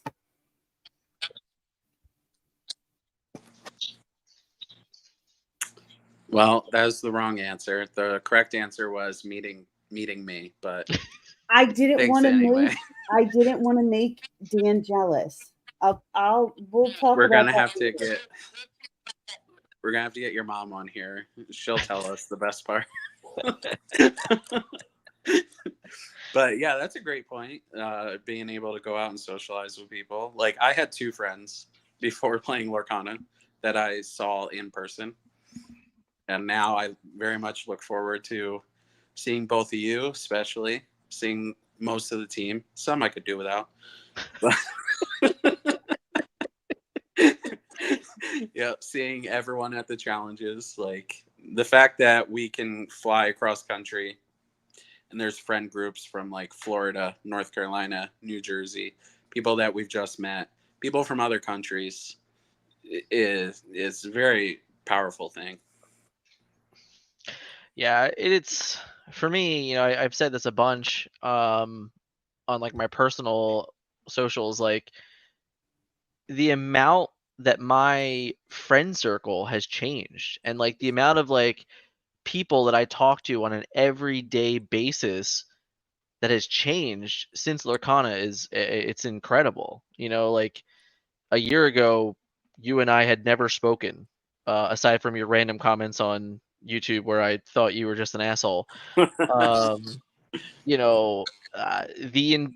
the entire team, aside from Colby and Nate and Kyle, like I didn't know these people. Like I didn't know Melissa and Ben. I didn't know Rob and Nunez and Dave and like all these people. Like I didn't know any of these guys. So like in a year, that's how much like my general everyday conversation has changed with the people that I'm communicating with because of Lorcana. So it's a game that's really interesting because it has the IP, it has this strength of really everything you want to hear about a game as it coming out. I mean, like D23 just passed, and shout out to our on the ground reporter Melissa again. We know that the game's living on till 2026 at minimum right now. Like they just said, hey, we're gonna get Pixar. Like a year ago we're like, Pixar, get the fuck out of here. We're not getting Pixar. Like that's crazy talk. You're bad. Now, we no, it's not true. All right, there's a rated R movie that just came out that says way more curse words. It's fine. We're good. So, when you start considering like 2026 is like, I don't know, set 13, set 14, right? Like Oh, That sounds crazy to think it of. that's does. what I'm It saying. sounds Like crazy when you like say it. we just opened up 125 boxes of set 5, and we know that set 13 exist already. Like, I mean, it's crazy. Yeah. But I think that's like the real big takeaway is that in that first year, I mean, we had COVID hit, and then during COVID, I didn't play any card games. Kylie's never really played a card game in her life, and she was even excited for Lorcana, which I thought was crazy because like, card games are not something I ever thought Kylie would actually sit down and play. But now it's like, to get a real peek behind the curtain, I don't have enough time in the day at all. And then Kylie's like, "Hey, can we play games tonight?" And I'm just like, like the idea, like 10 years ago, if you had told me my wife was going to ask me to play card games on a Tuesday night, I'd be like, 19 years ago. whatever. 10 years ago, I would have been like, the fuck out of here. Kylie's never going to ask me to play a card game. And now I have to tell her no. I know. He's rude. Oof. What the heck was that? Oh, God. Yeah, what did you say? Nothing? Okay. I never wanted my kids or my wife to know about card games, basically. Yeah. And then this game flipped the entire script. So Yeah. So, speaking of crazy things, Kylie's going to her first Disney Lorcana challenge this weekend. Yep. I was thinking of wearing these. What do you think? You do, you boo. They're a Little Mermaid. Sure. Because she's my favorite. Yep, it's my first DLC. And my first time in another country. So it's a lot of firsts for me this weekend. The worst. Yeah, I don't know. I think I'm excited for it. Should be a fun weekend. Yeah, I'm excited for Kylie. I can't wait for her to ruin someone's entire tournament experience, since I know what deck she's playing. It's gonna be someone's first and last DLC. That's very fair. When they play around one. Me? Or my opponent? All of the above. There's like I think because Dick's on this phone, he doesn't have echo cancellation on, so we're hearing it sometimes come back. Oh. My bad. It's all my fault. It is. It's all your fault. And like, I know it's the year 2024, but Dick definitely doesn't have headphones either, because like, why would he? You know what I brought with me? I didn't even bring a suitcase, because if I can get into Toronto, I need to tell Liz, and she packs the bags for the 4 of us to go. Oh, so you're by yourself? Yeah, I'm by myself here. Oh. And yeah, since you don't hear 2 little kids screaming at each other. Okay. And I didn't even bring a suitcase. I put all my stuff just under my arm and walked out the front door. My God. Nobody can live Dick Burns' life. That's true. There you go. Where Look, are the I'm ears? getting love for the ears. The ears are There it coming. is. Wait. Hold on. And here's the bag. Yeah, I would definitely tell you where the ears. Where is it? The stupid background, Dan. And look, that hat is just as expensive as those ears and the lounge fly. No, actually, my ears I got off of Temu. Oh. So they weren't that expensive. Well, then they stole all your information, so it's fine. That's fine. Well, you're not supposed to tell people that. I get all my clothes from the thrift store. No one needs to know. Hey. Somehow I have 3 grumpy shirts. So 3 grumpy shirts? Yeah, it's like all I ever wear. And I didn't seek them out. They found me. They just happen to be in thrift stores in my sizes. Hey, It's like Scott wearing the okay. same shirt for every photo we take. Yeah, I think you've said something to me before. Like, do you own another shirt? But yeah, I mean, now I have a jersey.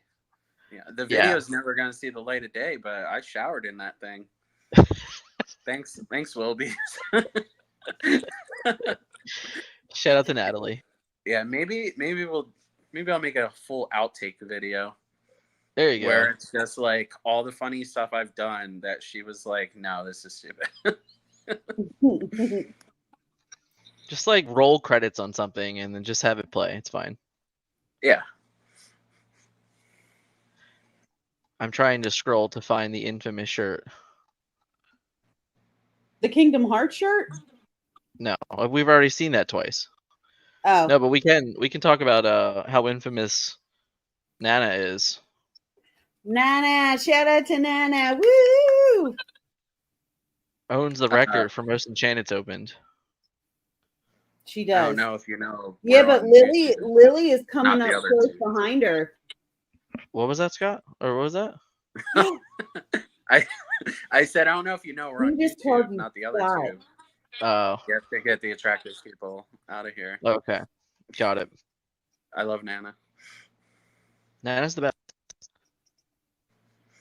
How many enchantments did Lily open? The other day she opened 6. She crushed. Yeah. It's so funny every time. I've opened like 6 total.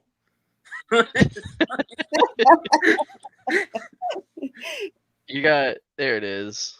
Here's the man, the myth, the legend. There it is. Oh yeah, I do own 2 brand new shirts. I pay $1 a letter.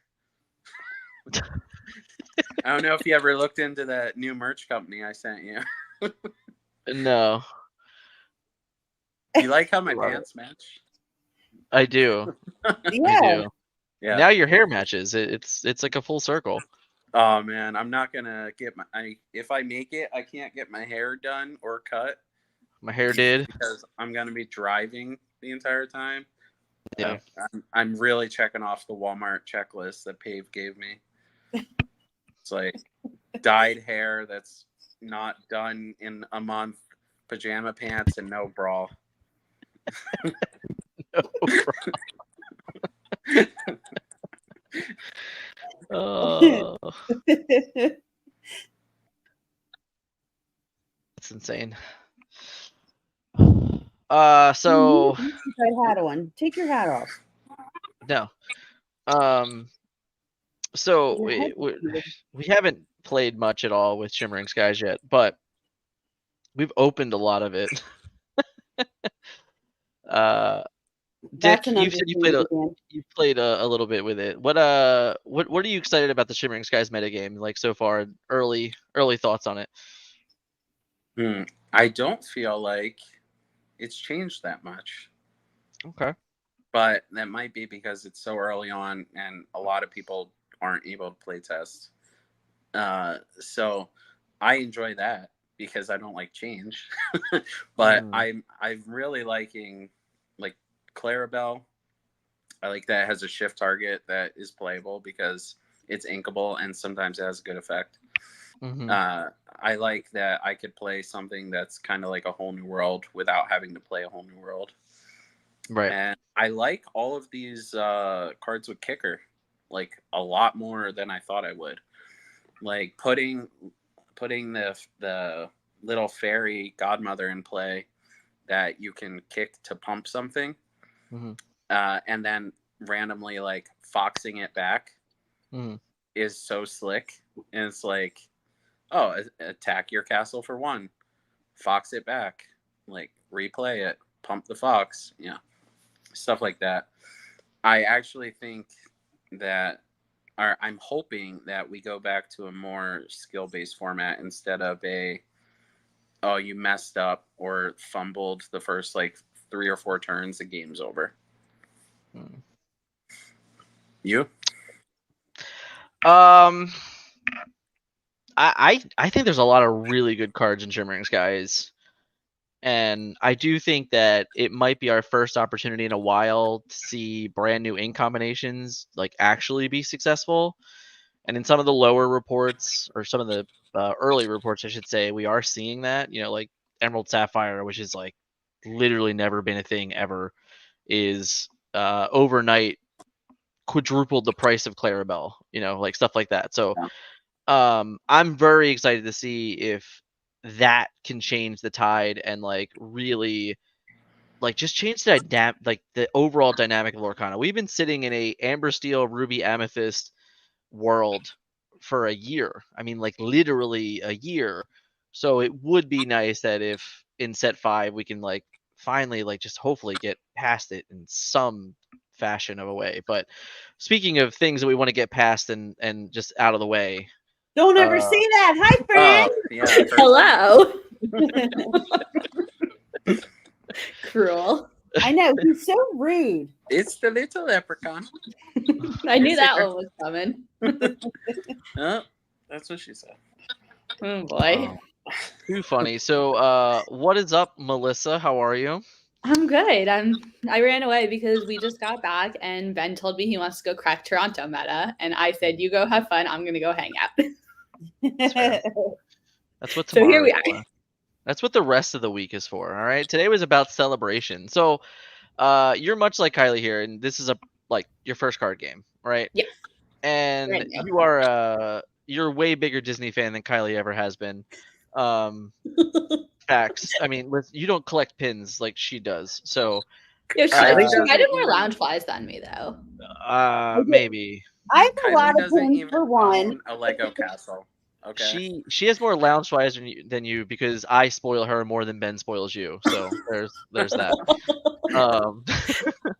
My ears collection is in a box in the other room, but one day I'll send Listen, Kylie a picture. I think Melissa and I, we have different things that we each have, but I think collectively we are both huge diehard Disney fans together. Yeah, but Melissa goes to like D23 every year, and you Okay, don't. well, guess what? I also don't have children, and both That's of us what I was enjoy just doing about it. to So it's say. really easy when we both say we want to go. That's very Yeah.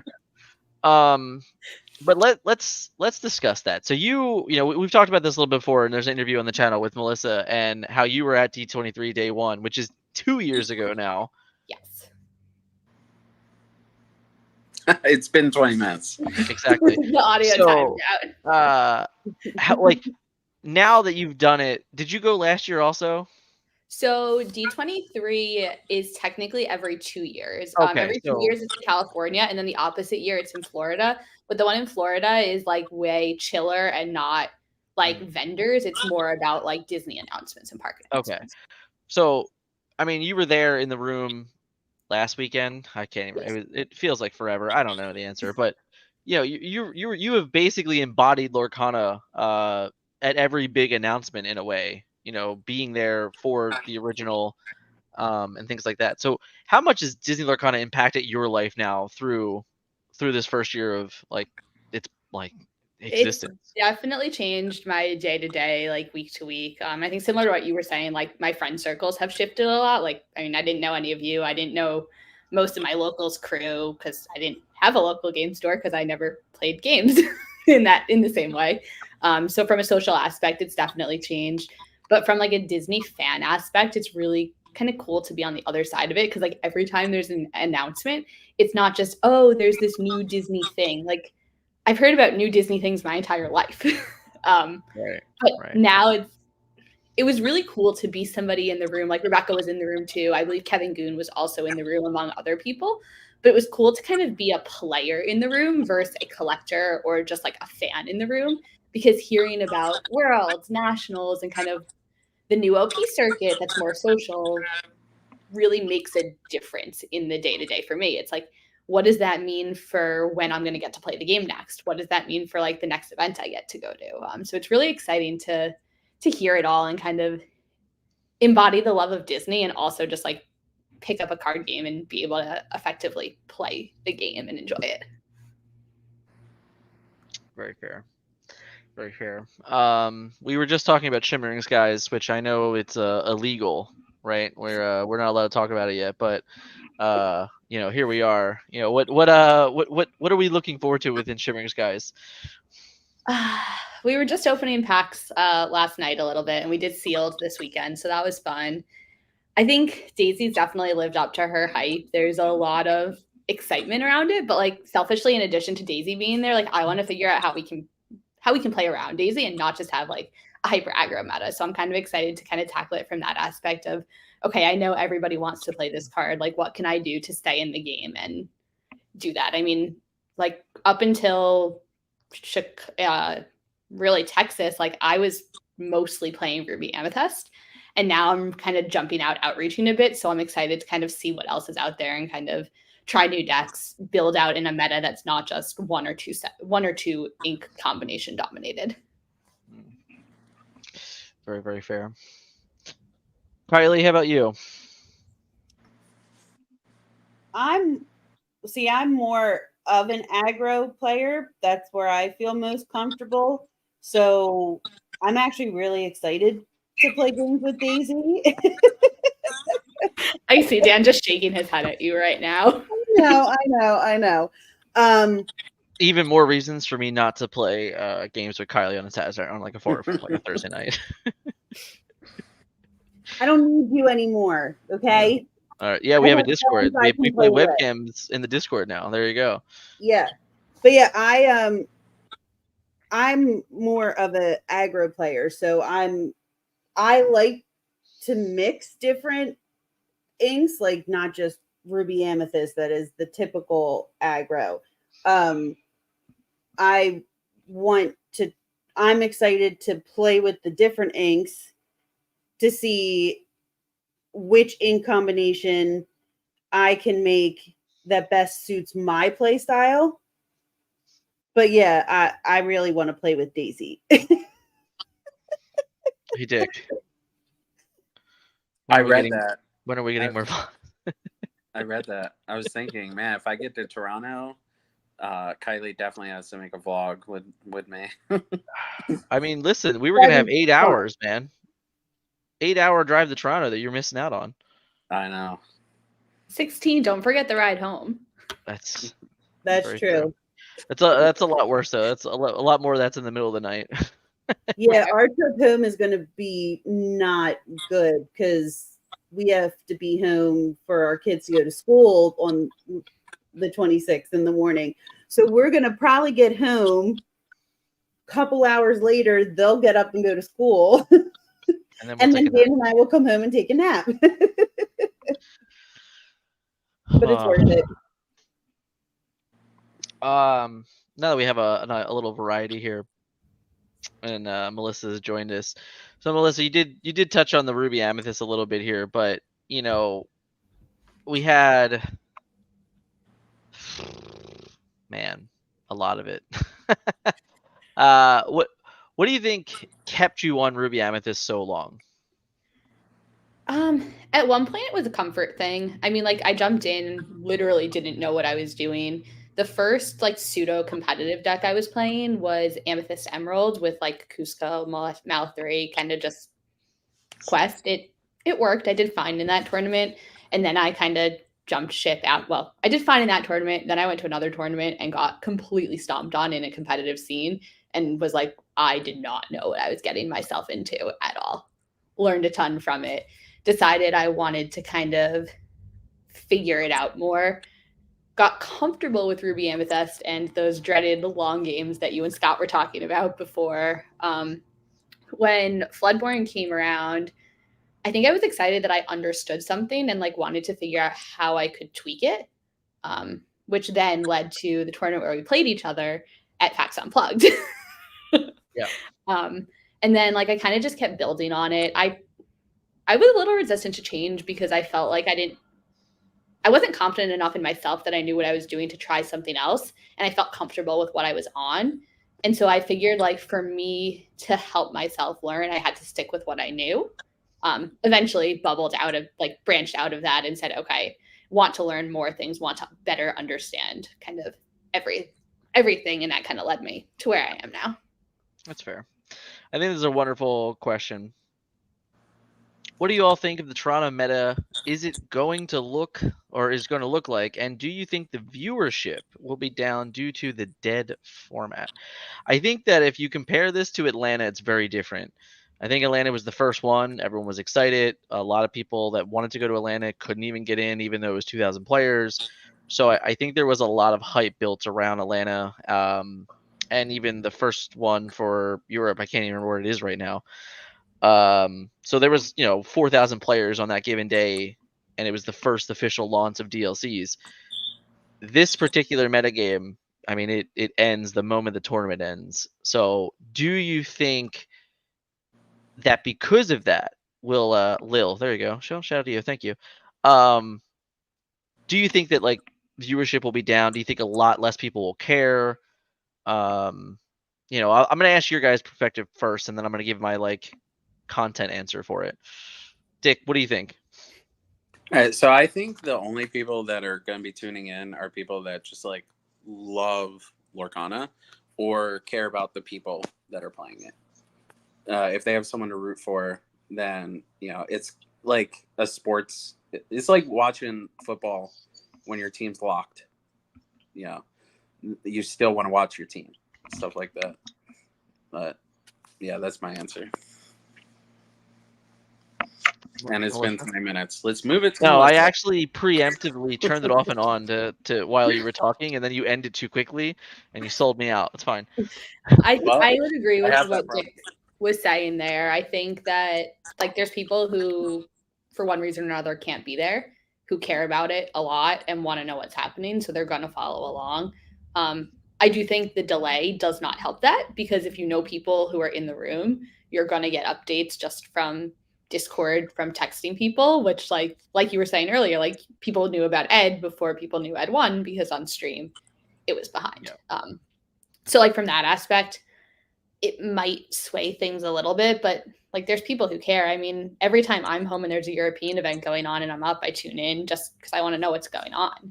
So I think from that sense, like the fan base will watch, but it's not I want to watch because the meta is evolving. It's more just I want to know what's happening and I have FOMO. Yeah. From the content side of it, I think that it's almost not worth talking about, which sucks, honestly. Like, as a content creator for the game and as a competitive player, I don't really want to even. I don't want to move past the next tournament, but the way that everything is set up, the way the game is set up, and the delay of legality of a set, it's very difficult. It puts content creators, specifically competitive content creators, in a very awkward position, because I think every one of us that's a competitive top tier player that's a content creator wants to do nothing but break down Toronto. But the truth is that only 1,000 people care about it. That's the honest truth. Like the moment it ends, nobody cares. Like it's a shame, because I felt a little bit about this way in Atlanta, with Josh winning. Like it was great that we had our first champion, but that meta was dead. Like literally 30 seconds after the tournament's over, it's dead. Like no one cares anymore. We move on. It was cool that there was a Cinderella story of a deck that no one saw win, but we would never have the opportunity to hear from that deck to see if it was ever anything, like. And I think it's the same exact thing here, where we're talking about a 1 day metagame, and as a content creator, people don't care about it because there's 70,000 people in the Facebook chat or in Facebook and 1,000 people playing a tournament. I mean, just do the math, guys. People don't care. So if you're not there, if you're not attending, what? The math doesn't lie. The math doesn't lie. It spells disaster for content creators. Yeah. So it is difficult. I don't know if viewership will be down. There's no competition, right? So it's not like you're competing with something else. Like I think that like you said, people that like Lorcana will just watch it, and I think it'll probably still do fine.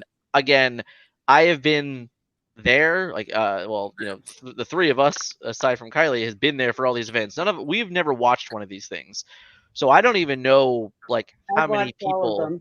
Like, I don't even know how many people like are watching these. I have no idea, honestly. Like, I literally don't know because I'm always there. So, I would be shocked if it was less, though. I think it's probably still the same for the live feed of it all. But as terms of content, in terms of covering it, in terms of predicting it, like you're just talking to such a small percentage of people that it's really hard to even to go into it. But as far as I think the predictions are, I don't think much changes. I think Bucky was a negative play experience removal, and all it really did was like make you be able to play the game a little bit more. So like I don't think the meta truly evolves or takes any crazy changes because of it. I just think that decks that like needed cards in their hand or couldn't play empty-handed to ever have a chance like will have more of a chance. And I do think like some decks that were over tooled to deal with Bucky have a little more room for flexibility now, which is great. So, but aside from that, I'm not saying that it's not impossible for a rogue deck. I think that if you ask me how many decks will be in day 2, I think it's like 10. I think 10 different ink combinations or 10 different decks in general. If like maybe you see 2 different versions of um, Amber Steel or 2 different versions of Ruby Sapphire, things like that. Like I think you're gonna have like a total of 10 different decks in day 2, in my opinion. So that's already for what it's worth in this metagame. Every single event that's happened, we've had more and more decks that have been successful, even in a Bucky metagame. So the moment you remove Bucky from the situation, I think you do give a little bit more strength to some of the weaker decks that were like just unplayable because of Bucky. So I don't know, we'll see, but tough to say. Any follow up there? I think that since it is the end of this format, a Perdita deck will win. Because that's just how it goes. People figure out Perdita at the end. I think the weirdest thing for everybody is like people were in Texas, and if they didn't make day 2, they decided to play a competitive tournament. You take your same deck that's sleeved and you literally just go in the room next door and play. Now, if somebody wants to play in a day 2 side event like constructed, they literally need 2 decks because set 5 is legal for side events. So I think that's just a little bit of a different element, which to your point, it's exciting. Like people care about what's happening with set 5. People want to prep for Vegas. People want to prep for 1Ks. People want to prep for set champs. And so there's what makes me laugh is we were registering for the side events before we went live today, and there's no deck list requirement for the tournament. Yeah. So it's like PPG has like the perfect opportunity to have the first pieces of information about the format, and they're like, nah, we don't care. Damn it, PPG. I think this is a free question for Dick Burns here. Yeah, I saw that one. I'm praying it's gone. I know, like people. I keep hearing people say like, if you're not winning in the 2-game format, it's just an excuse. Like, I don't know. I don't know what to say to those people. It's just miserable. It's just like playing with Bucky. It's not that I think I'm losing because it's 2-game format. It's just miserable to do for me. Other people might like it, and I don't think that they're wrong if they like it. It's just miserable for me. I just want more rounds. Yeah. I don't care about the format. I just want more rounds. I would care a lot less if there was just more rounds. Yeah. Format. Or if the cut was not 64 and they did it to be a more favorable point system, or everybody at a certain point level gets it. Like in these 2,000 person tournaments, the idea that you can have in Atlanta, it was like 35 or 40 people on the bubble. I mean, like that shouldn't happen. So for me, I'm totally fine with 2-game format. I'm totally okay with the concept of 45-minute rounds and everything like that. I think that's actually good and healthy and helps the tournament moving. But I would definitely consider changing around the way day 2 operates in general. But live and learn. We'll see. I will be very curious how they handle continentals. if they stick with the 2-game format for that, if they go to a best of 3, I'll actually be very curious on how they handle that. Yeah, because Continentals is already like a top cut. Right. So I feel like best 2 out of 3 would make more sense. Especially if they have 2 days where they can have Swiss. Yeah. And that's fair. Any additional add-ons there, Melissa? I think you both hit the nail on the head. I think more rounds would definitely help. The hardest thing for me as somebody who's like newer to all the rounds, the numbers and everything is I go to Atlanta and I go to Chicago. Atlanta's double the size. I play the same amount of rounds. Yeah. So it's just like that's not intuitive to a lot of people that you go to a tournament double the size and the cut's the same and the prizing is more or less the same. I mean, granted, like when you get a Cinderella, it's different based on if it's a 2,000 person or 1,000 person, but yeah, it just makes it awkward. I agree.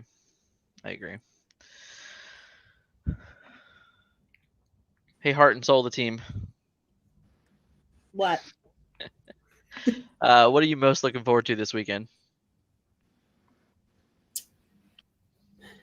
Just to be able to play, because I don't really get to play that much. So I'm excited to play and learn more and be more knowledgeable of the game. So then I can have more intellectual conversations with you guys. Very fair. So, because I have no comment on the 2 match rounds because I've never played them. I am used to best of 3. So, I mean, I like the best of 3, but I'm excited to try out the 2 best of 2, I guess you would call it, 2-game format. Whatever. I don't play card games. This is I don't know. Okay. Don't worry. No one's played the 2-game format before, so don't feel bad. It's new to everyone. We're very much the guinea pigs of this concept. But I'm excited for that, to see how that works. What I think is very interesting is this idea that all the DLCs are 2-game format, but then like set champs is still best of 3. I just feel like if like organized play is going to be committed to the 2-game format, they should just be committed to it across the board, and that way it might make the blow a little easier for players that like playing in their first tournament. Like, you know, Kylie said every tournament she's played in has been best of 3, except for with the exception of PAX Unplugged, which was best of 1. Oh yeah. I actually think Kylie would like the best of 2 a little better as a newer player. Yeah. Because if you win game 1 in best 2 out of 3 with like an off the wall kind of strategy, your opponent has 2 games to adapt to it. If you steal a game in best of 2, you stole half the match. Mm-hmm. Just straight up, they can't take the points away from you. You've earned those points immediately. Yeah. I don't know. It's tough. I think this will be a really tough conversation for a long time because I see the 2-game format as probably doing exactly what they want it to do. I just hope that they can continue to evolve it.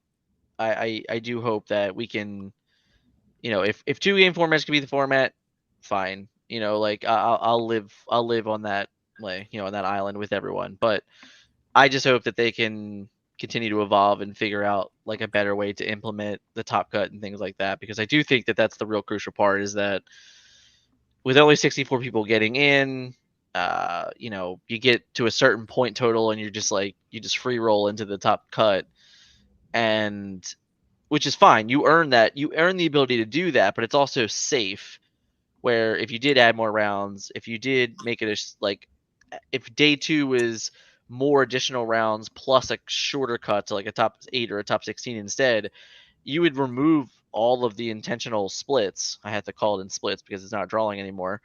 And I think it would change the entire outcourse of the tournament, because now people just couldn't be like, oh, let's split, or what's even worse, oh, let's play a best of one, because if we split, we're both eliminated, like things like that, like all of these like colluding things going on at the end of tournaments, because it's just the truth. It's like, this is the system that you put in place that like forces us to do these things because it doesn't make sense to split, like things like that. I think if you alter the entire way that day 2 is played, I think it would be a better setting for the game in general, like at a competitive level. And I don't think it would take away from like the more casual setting that the 2-game format sits at. If there's more rounds and more people get to 30 points and more people get a Rapunzel, great. Yeah, I mean, honestly, like, that's probably what you want anyway. If you really want people playing to the very end of the tournament, great. I think there's a world where you should probably decrease that number to like 20 points. That way, once people get to 20 points, they can drop from the tournament, and this way the last couple rounds aren't as long, because that is also a problem with the tournaments, is that when you have more people in the events, the rounds continue to be longer, which is something we're not used to, in all honesty, as competitive players. Me and Dick have been playing tournaments our whole lives, and normally it's the tournament gets like significantly smaller after every round because people get eliminated, they can't play, they just get out, they go play side events. We're not seeing that in the 2-game format with this 30-point reward, because people are trying to stay in the game to get to that 30 points. I'd argue that just give that points away at 20 points, and this way you get to 20, you're like, well, I'm at 20, there's no way I'm getting to 45, so I get out of the event, I go play a side event. And I think that would probably help the time a little bit at the end, because I mean, in Dallas, it was like 10 p.m. and we were waiting for results. We're waiting to find out that I finished 70th and didn't make top 64, right? This is the world we're living in. But that's what I think. I think that the 2-game format is likely here to stay. I just hope that we continue to just listen to the community and evolve and just make it better. I think the consistency is really important too. Like I went to a couple set champs that were 2-game format, and I went to a couple that were best of 3 with the same group of people, and you see completely different decks get into the top 8 and then earn themselves a Stitch or an Ursula, because their deck can perform better when they're playing 2 games instead of 3, or the die roll does or doesn't matter and makes a difference. And so for people who are doing that and then going to a DLC, there's definitely a shock factor because they don't know those differences and those semantics. I sat down with somebody in Texas who won the die roll, and he looked at me and he said, I thought going first was better, but now I don't know because it's a 2-game format. And like we had a whole conversation about it, and at the end to kind of weigh pros and cons, but yeah, it's just interesting perspective.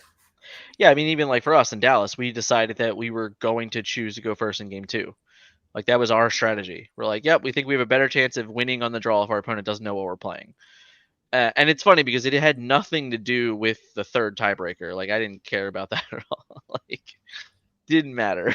But well, it was interesting because people around me were saying I picked second because of third tiebreaker. Right. And so it's just everyone's logic is spoiler different. For everyone. That third tiebreaker does not matter. Like yeah, it's never gonna come into play. It literally will never matter ever.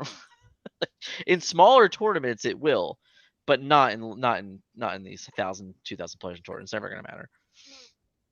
Yeah, when I say my disdain for the 2-game format, by the way, what I really mean is the way that it cuts. Yeah. Like I don't care how many. I'll play best of 5. If that's the rules, I will play it. I'll play best of 1, whatever. It's the fact that like you just feel so helpless when so few people are making day 2, and it doesn't scale up exponentially. It only at most doubles, even though we like quadrupled what the cap should be for some of these events. Right. I have to agree. I don't know. Very interesting.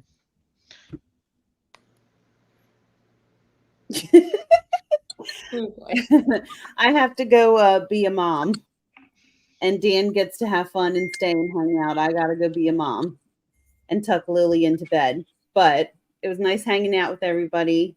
Thanks for coming. Thanks for joining stream. Took a whole year for her to get on the channel, guys. I know, right? Seriously, do you not see what it says? The heart and soul of this team. And it took Well, me if you a weren't year. working her to death, should I- have more time to be on Thank the you. channel. I wish Rob was here because he knows firsthand what Dan does. It's just not true. It's literally But not. I'll see. Hopefully, I see all of you. I'm looking at you, Dick, in Toronto. I'm trying. Kylie, you're going to Try get to see harder. firsthand how many people come up to Dan and Scott and ask for autographs and pictures. Oh, listen, I said to Dan, I was like, I'm not prepared for this weekend because I'm like married to a celebrity and people are gonna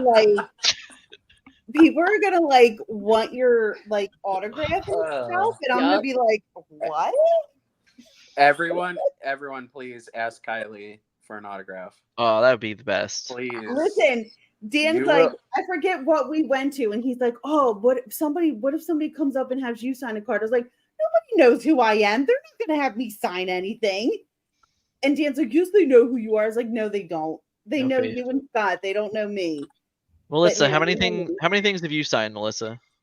I've signed A playmat, right? a playmat, a card, and maybe one other. So There 2 you or go. 3. Look, Melissa signed stuff. Anything's possible. Yeah, she could reach from top of the table to sign the cards. But I'm gonna go be a mom. But I'll talk to everyone later. Bye. Bye. Bye, Kylie.